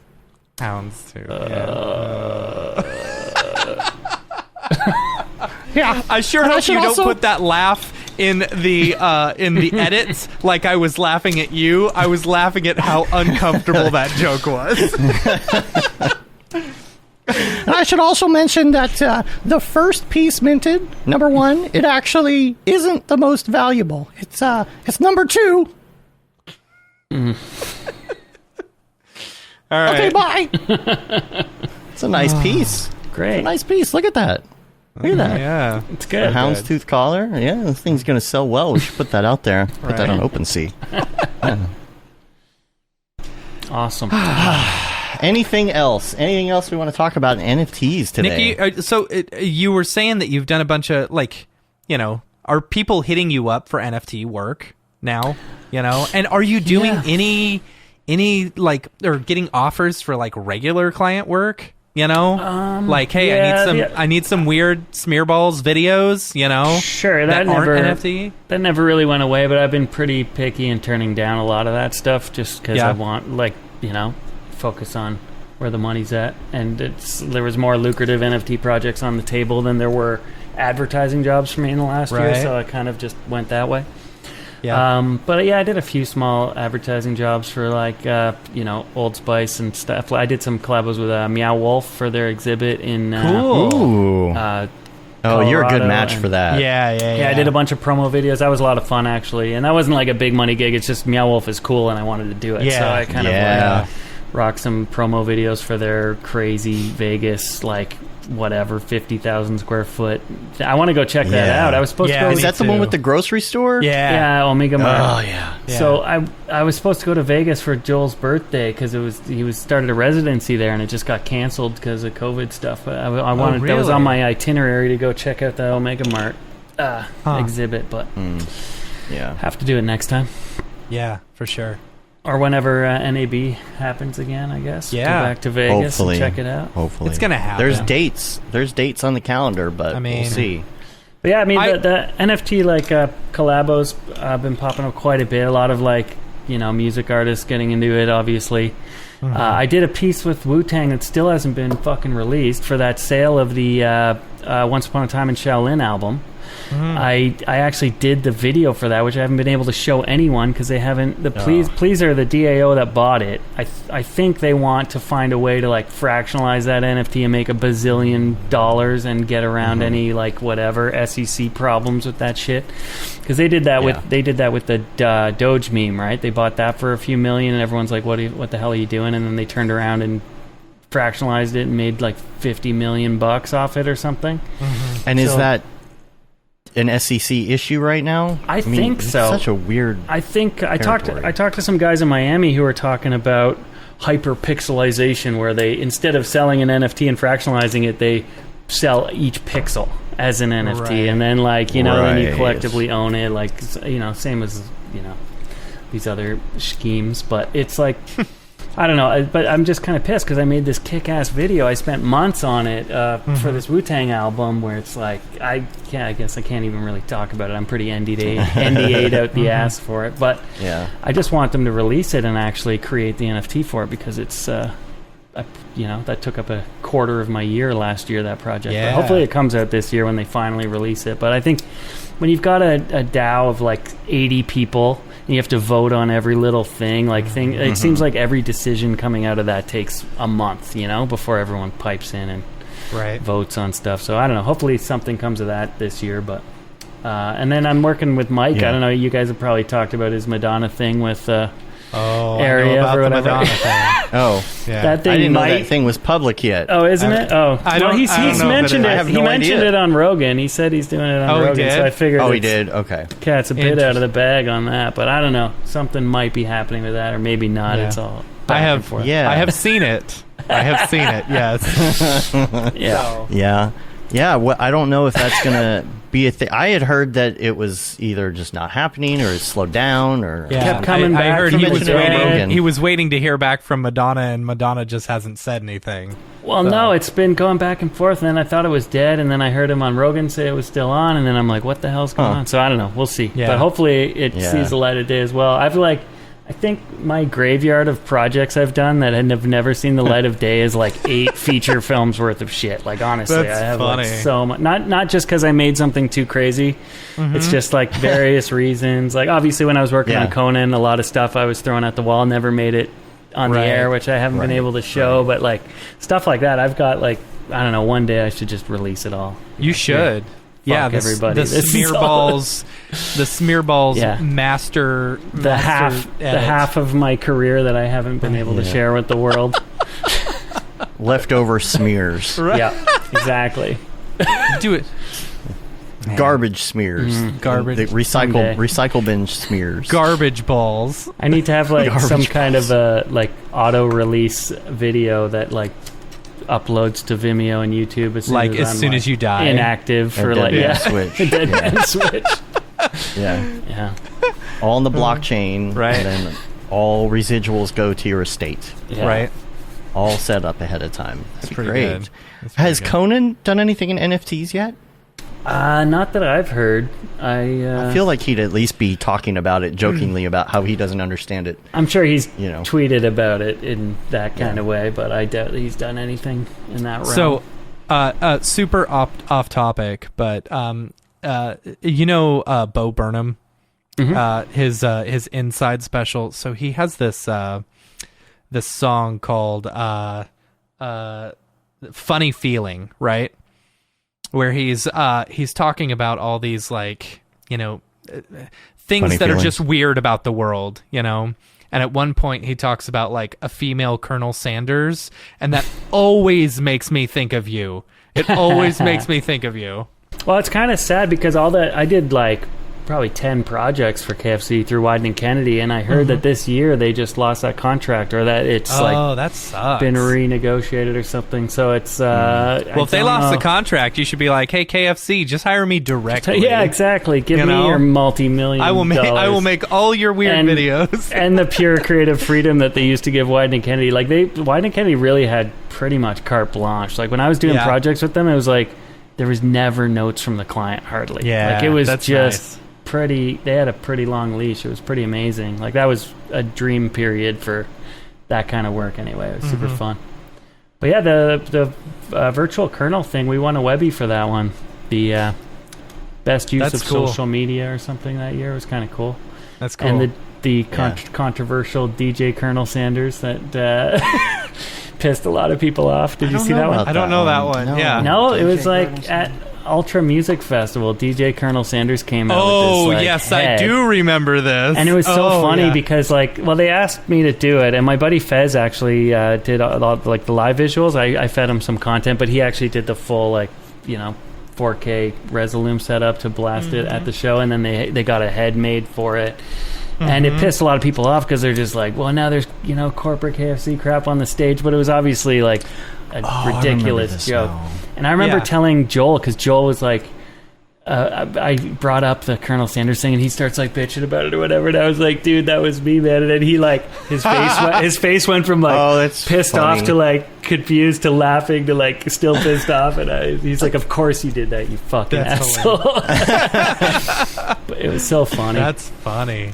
But yeah, I mean, that was just obviously one of those gigs that's gonna be piss people off and be That's a bad hilarious. picture of it, but there it is. Yep. Yeah. The worst thing about that is we had my buddy Nautilus was making some music for this, and they were so freaked out.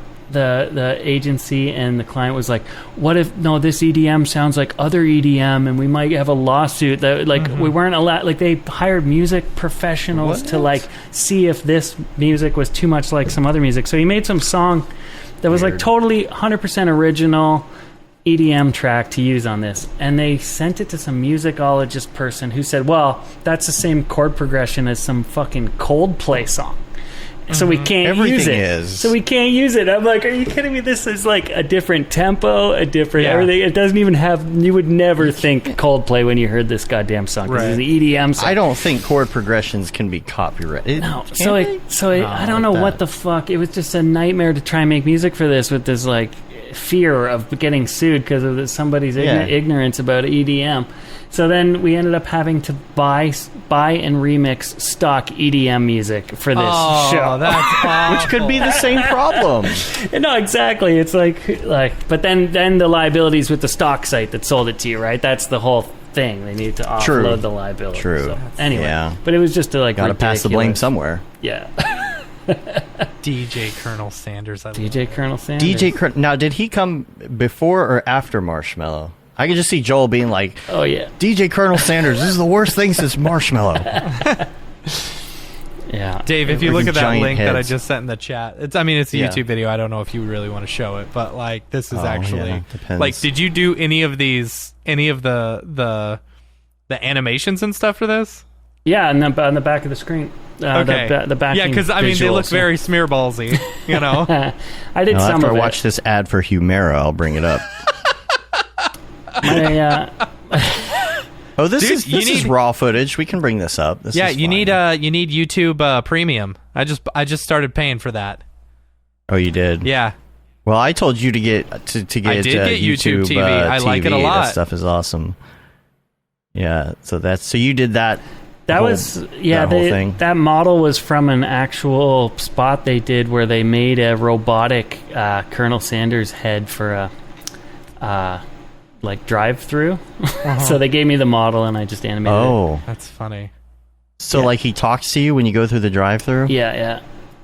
That's That is funny. Oh, and So that was from I reused a lot of assets because we had like a week to do this whole thing or some stupid short amount of time. So that bongo drumming was from the KFC chicken pot pie meditation thing I did. Right. Oh yeah, that was the best. Did Ari have help on that too? Yeah. On that one, yeah. Yeah, Did space, some space, space, Spacey stuff, yeah. space peas.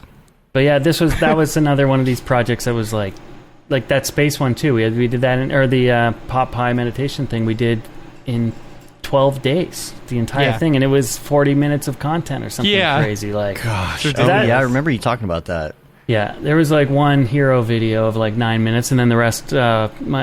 My buddy Fez, who also did the stuff for DJ Colonel Sanders, he did a lot of it in Resolume by pumping out real time renders. You know.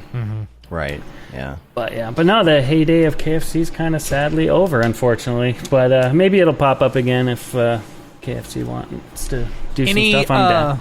Any more like the last time I think we had you on the show, we talked about like, you wanting to do something similar that you did with the chickening, Any updates on that or anything? I guess I've just been so into just building out detailed like 3D scenes. I haven't even been in the After Effects 2D, rotoscope hell world in quite a while. But I always like, there's some fondness in my heart for that style. I do want to go back to it with a refreshed 3D angle, but I just haven't. Honestly, this is the first time I've had in years now again that I'm actually free, so maybe, but sure. right now I'm doing more like that cubicle one I did with all the characters and that weird Yeah. I want to do a couple more like that right now. So I'm doing a house party scene with like 10 or 12 people all doing really weird stuff, so that you did in your Rococo suit. Yeah, exactly. Yeah. So that's the next one, and then I'm going to do another one of a church. I'm going to do a church simulator, so a bunch of weirdos Nice. worshiping the Lord. those are the two I have on deck right now. So I want to do those first, and then we'll see what. So if you do something with the church one, is that one just a standard old NFT, right? Yeah, I'm just gonna throw them up on Super Rare. If you did something interactive where people could tithe to you, that would be pretty awesome, actually. Yeah. You pass around the hat, and you get like a POAP token, and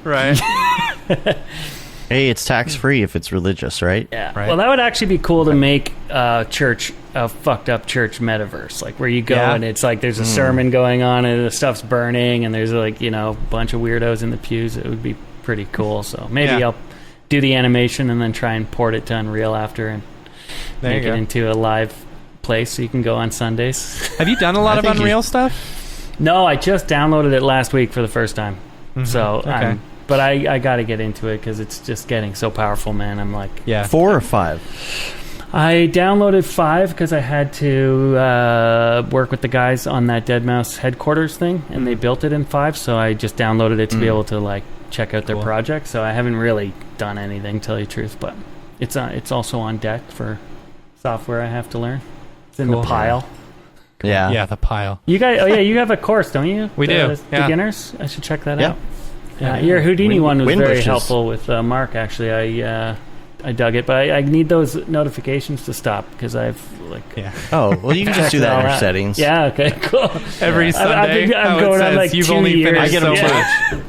I'm going on 2 years of getting those notifications. I know. I know. Some of my particle And stuff what's funny is still do. I signed up when we were testing it. I signed up on like a whole bunch of like dummy accounts. So every week it's, hey, Farts McGee, you've only finished like 10% of this course, Yeah. What was my login for Farts McGee? I don't remember. Really? Yeah. So Funny. Yeah. Have you gone pretty deep in Unreal yourself? Yourselves? I just went through the course. That was about it. Like for me, I'm more of the I'm waiting around for brigade type stuff, for the Unreal Right. rendering, like because I don't really need to use it for anything besides, I wouldn't need to use it for anything besides sending out like renders quickly to clients and stuff like that. You know, I'm not doing any interactive stuff or anything like that. You know, with some of the stuff that you're doing, I could see you definitely needing it, you know, or getting into it more. Well, it's like the power of the soft body stuff even is super impressive in Unreal. Like, it's just being able to bust all that stuff out in real time, and the rendering quality is getting really good. Volumetrics are getting really good. It's just like, there's going to be a point where it's just like, why am I using Cinema for certain things when it's like, you know, or on the rendering side. I mean, you're always going to still probably use it for creating and building and modeling and what have you. But I imagine that stuff's in the works in Unreal too. Are there good modeling you know, apps within it, or what? There is even any modeling stuff. You would think that someone like, you know, like that they would be into that, you know, that they would. Are there modifiers in Unreal that you can, like, you know, distort meshes and change things to? I don't know. And Winbush's course doesn't really go into that stuff. It's just kind mostly of introductory. C4D to you know, Unreal and stuff like that. Just learning Unreal really from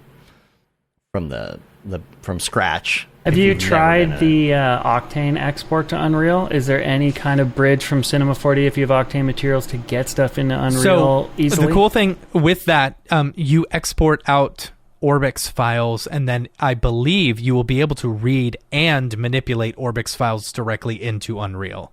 Yeah, directly. Don't quote me on it. I'm pretty sure that's the case, you know, because that was how they got things over. But the one thing with that is you're not rendering real time per se. You're rendering Octane the same. But is it faster to render Octane in Unreal than it is in Cinema? No. It's exactly the same. Yeah. That was my thing. I was like, oh, well, you know, if I can bring in Octane stuff to Unreal and then render it in real time, hell yeah, let's do it. But there's no difference in time that, you know, the only way to speed things up is to render it in Octane standalone, you know? So is that that'll be available. Is that actually faster rendering in standalone than it is out of Cinema? I believe it is, but... Like nominally, or is it like substantial? I don't know. I really don't know, honestly, but I will say... like getting it out to Orbx, the amount of time that you could spend getting it out to Orbx may negate the amount of time. Like, so many times I'm like, oh, I want to render this and render to free up my machine, and then it's like, oh, that's 40 gig file, and then I have to not only export the Orbx, I have to upload it. Like, I wish there was a like per frame Orbx upload to render network thing. Where it can just, you know, so I can render some frames on render network while rendering some locally to speed things up, or like, I don't know. That is part of Schrodinger's render, which is the statement that anything that you want to do with an Orbx, Jules, is already working. Right? Yeah, sure. That's funny. I know with I'm excited about the C4D native, you know, in render. Yeah. So being able to just save out a project, you know, instead of having to export it out to an Orbx first, you know, straight out of C4D. That's in the works? That is in the works, yeah. Good, because that was announced along with the Redshift stuff. So hopefully, good. I think that should be out. What's the at roadmap some point with later the on this year. Is Redshift happening soon, or is that like way in the distant future kind of thing? I have a feeling they'll probably both be done at the same time, around the same time, because, and this is just me, I have no insider information, you know, I would assume that if they're working with the Maxon team on Redshift, they would also be working on getting the native C4D files as well. Time. You know, yeah. I bet you they're gonna the whole reason they're using Orbx all this time was because of the pain in the ass with all the plugins and everything like that. I wonder how that's gonna work when you've got some X particles crap. That could be interesting. Huh. Yeah. I wonder if they'll have to have like a.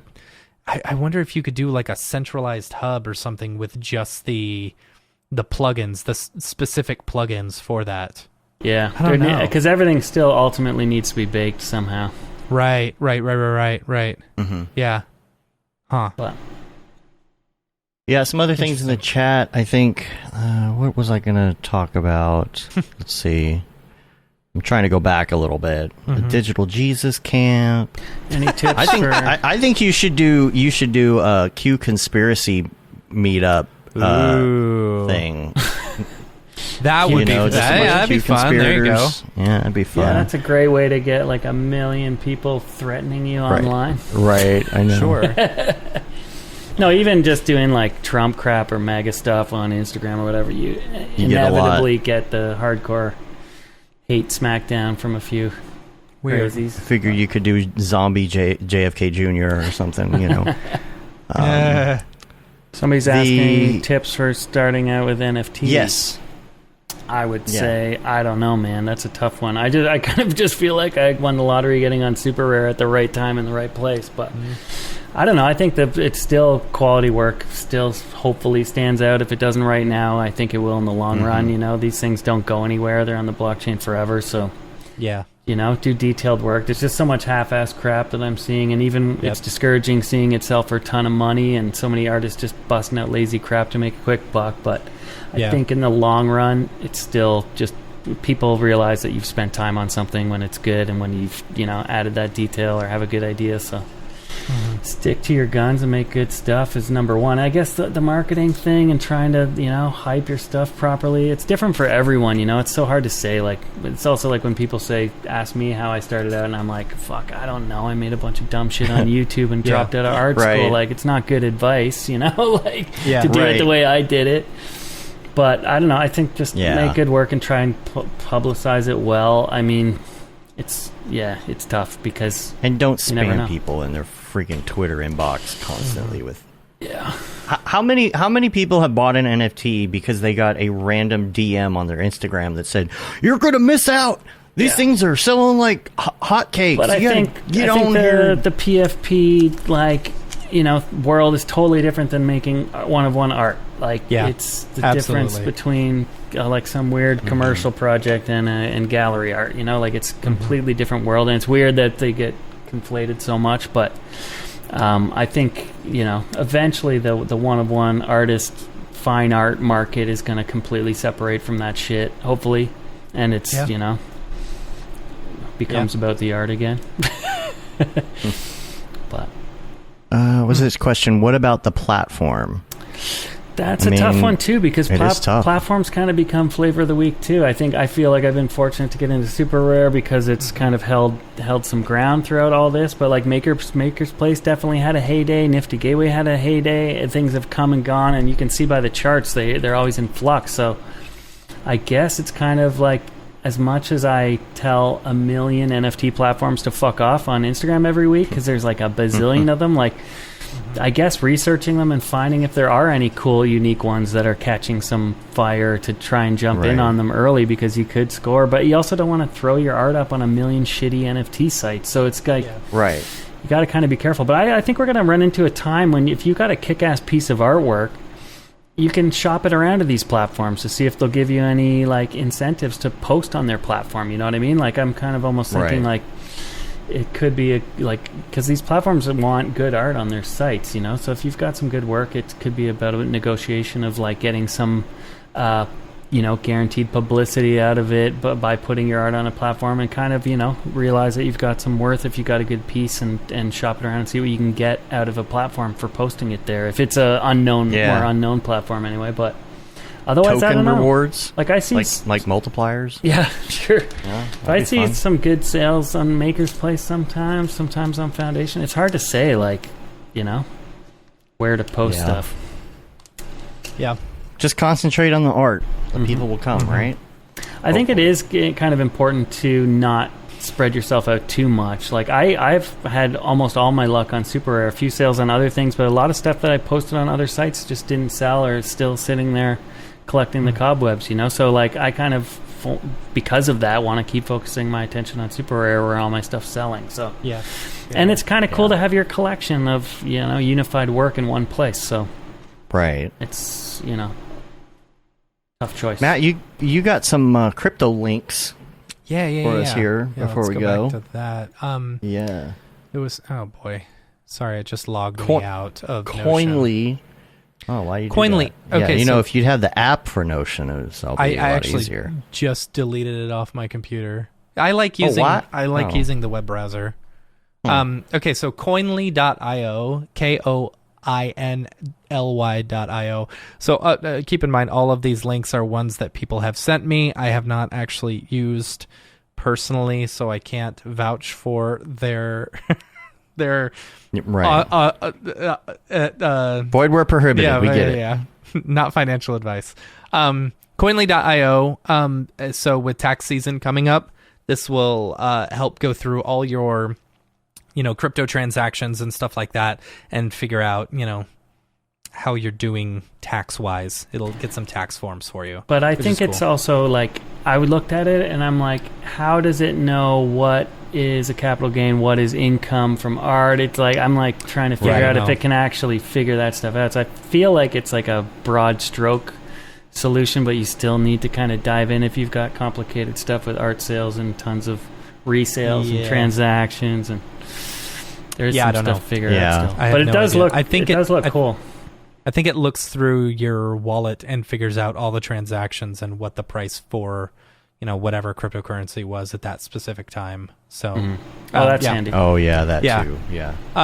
And then Gurn sent us a couple of links. First one is Looks Rare.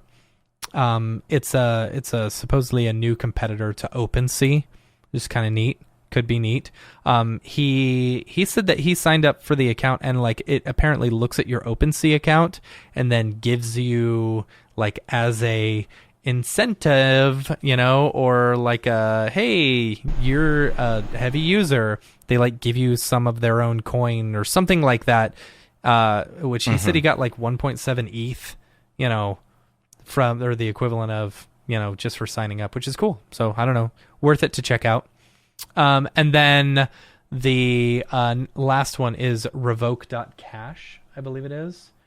But this is a website that, anytime you go to like, one of these wallet sites where it's like, oh, connect your wallet, so-and-so, and you go and sign in, they have access to your wallet at all times. So if one of them was to get hacked, there's a chance that you're putting yourself out there. Revoke.cash allows you to revoke your, that permission from different website, which is kind of cool. So it's all I got as far as links.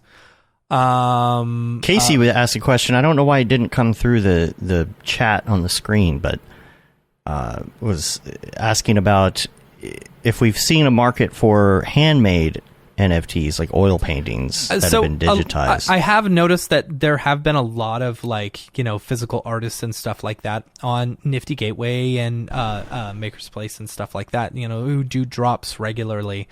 I 100% think it's cool, to digitize like actual artwork, especially if you're selling it as a 101 and including the artwork as it.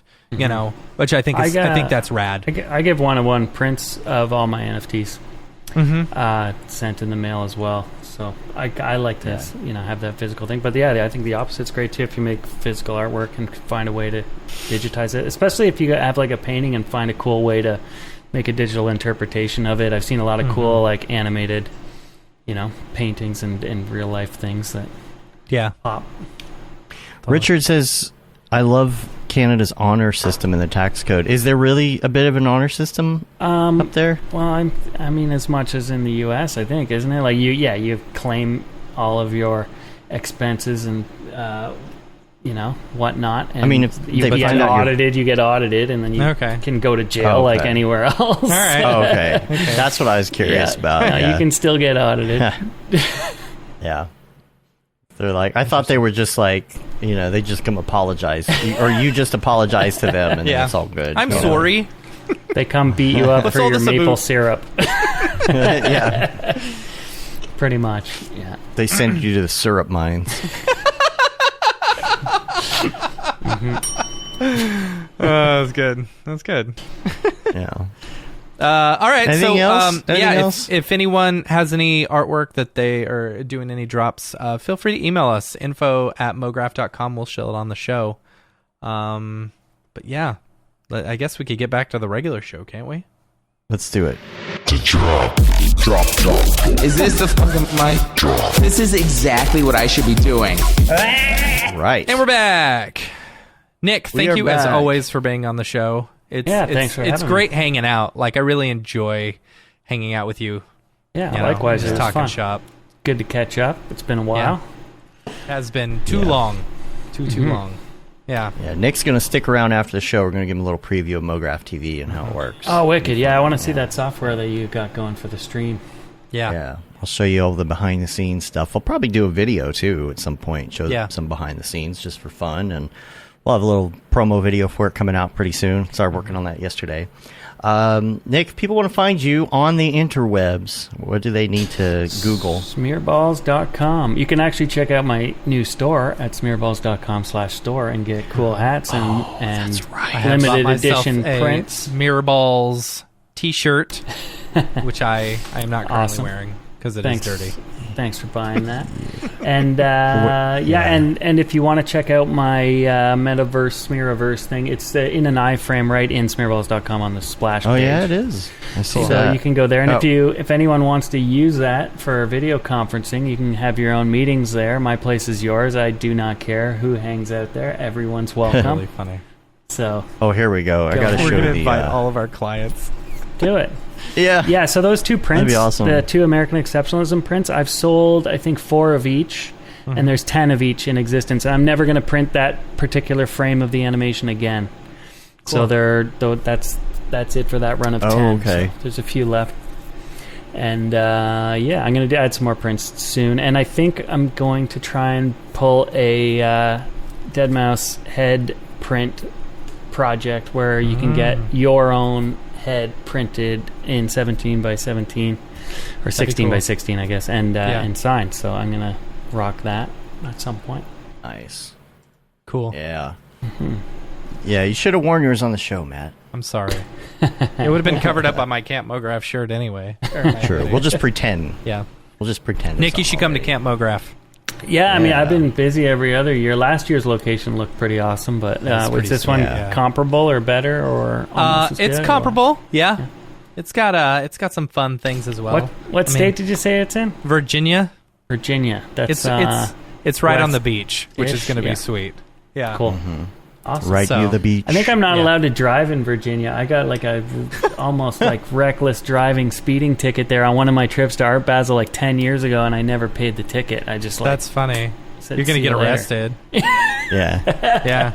They got a Possible. warrant out for your arrest in Virginia. Right. I was driving a car with like expired plates. I had like my insurance was out of date, and I was speeding way over the speed limit. I'm surprised he let me go. Like this highway cop pulled me over, and I'm like, I'm screwed. I'm royally screwed. And he just like slapped me with a ticket I never paid, and I never went back to Virginia. That's Oh, funy. man. All right. Yeah. Well, we'll drive you. Yeah, we'll yeah. show I'll up. have to fly. We'll have the shuttle pick you up. Yeah. Yeah, there you go. Yeah. Awesome. Anyway, great Cool. talking to you guys. Yeah, man. Yeah, you too. We're going to get out of here. You can rate us on iTunes, leave a review, subscribe on your podcatcher of choice, and also subscribe to the newsletter and get all the updates on all the things we're working on and all the shows and things. You can say you've been there, done that, got the t-shirt with the Mograph logo tee, the Paul Babb, Feel the Babb 2020 shirt. All the profits from that go to Doctors Without Borders. The I Render need one. Things t-shirt, hoodie, and long sleeve tee. You can get that on there. And the That Render is Fire shirt, which you are only allowed to wear, ironically, Unless you're you're shams. And the Mograph blandishment shirt as well. Hey, we're on Facebook, Twitter, Instagram, YouTube, TikTok, and Mograph.com. Follow us now on TikTok. I might go live with that, I don't know, 6 or 7 o'clock tonight. We'll see. And see what happens. Just figure out what people want to see on TikTok when it comes to motion graphics. I don't know. Yep. Maybe nothing. Maybe it will be awful. But There's a good we chance. will see. Yeah, there's a good chance it'll be awful. So if you want to see something awful, come check it out. And I'll see you tonight. Other than that, we're going to get out of here. Until next time, I'm Dave. And I'm Matt. And I'm Nick. Have a good one. Later, yo.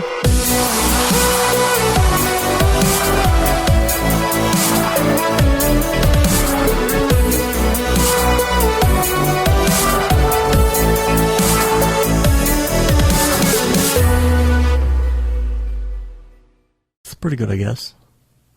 Mograph.com, an online resource for motion graphic artists. Start your week with the Mograph podcast. Industry news, interviews with your favorite artists, and terrible humor. Watch live shows and interviews from Mograph events like NAB, SIGGRAPH, Half-Res, and local meetups. Our Mograph Talks feature live demos and motivation from artists all around the world. Sometimes you gotta make stuff that you're not gonna put on your reel, and I'm not here to judge. What if Rick and Morty show up for the countdown at midnight? That's where I peaked in life, in my career. We gotta stop this thing, Rick! It's gonna kill us all! Hear from the people that create your software, design your render engines, and artists that are changing the face of modern motion graphics. You get that render done. Yeah, you better frame what?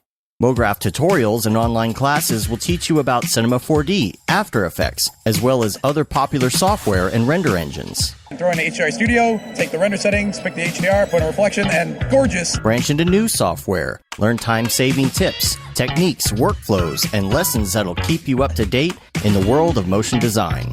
Oh, brother, those are some of my favorite elves. I love projects that scare me. When our art director comes to us and asks for something that I had never done before, man, it gets me pumped. Join the conversation in our live sessions. Check out our plugins, or join the hundreds of daily active users in our Slack channel for technical help, advice, contests, or just to joke around. Real nice banana. Ah, that's so funny. All right. I'm going to live forever. Subscribe today and get the latest updates on our YouTube and other social media channels. Take all your dreams and just do it! We don't care how you get here, folks. Just get here. Subscribe to Mograph.com.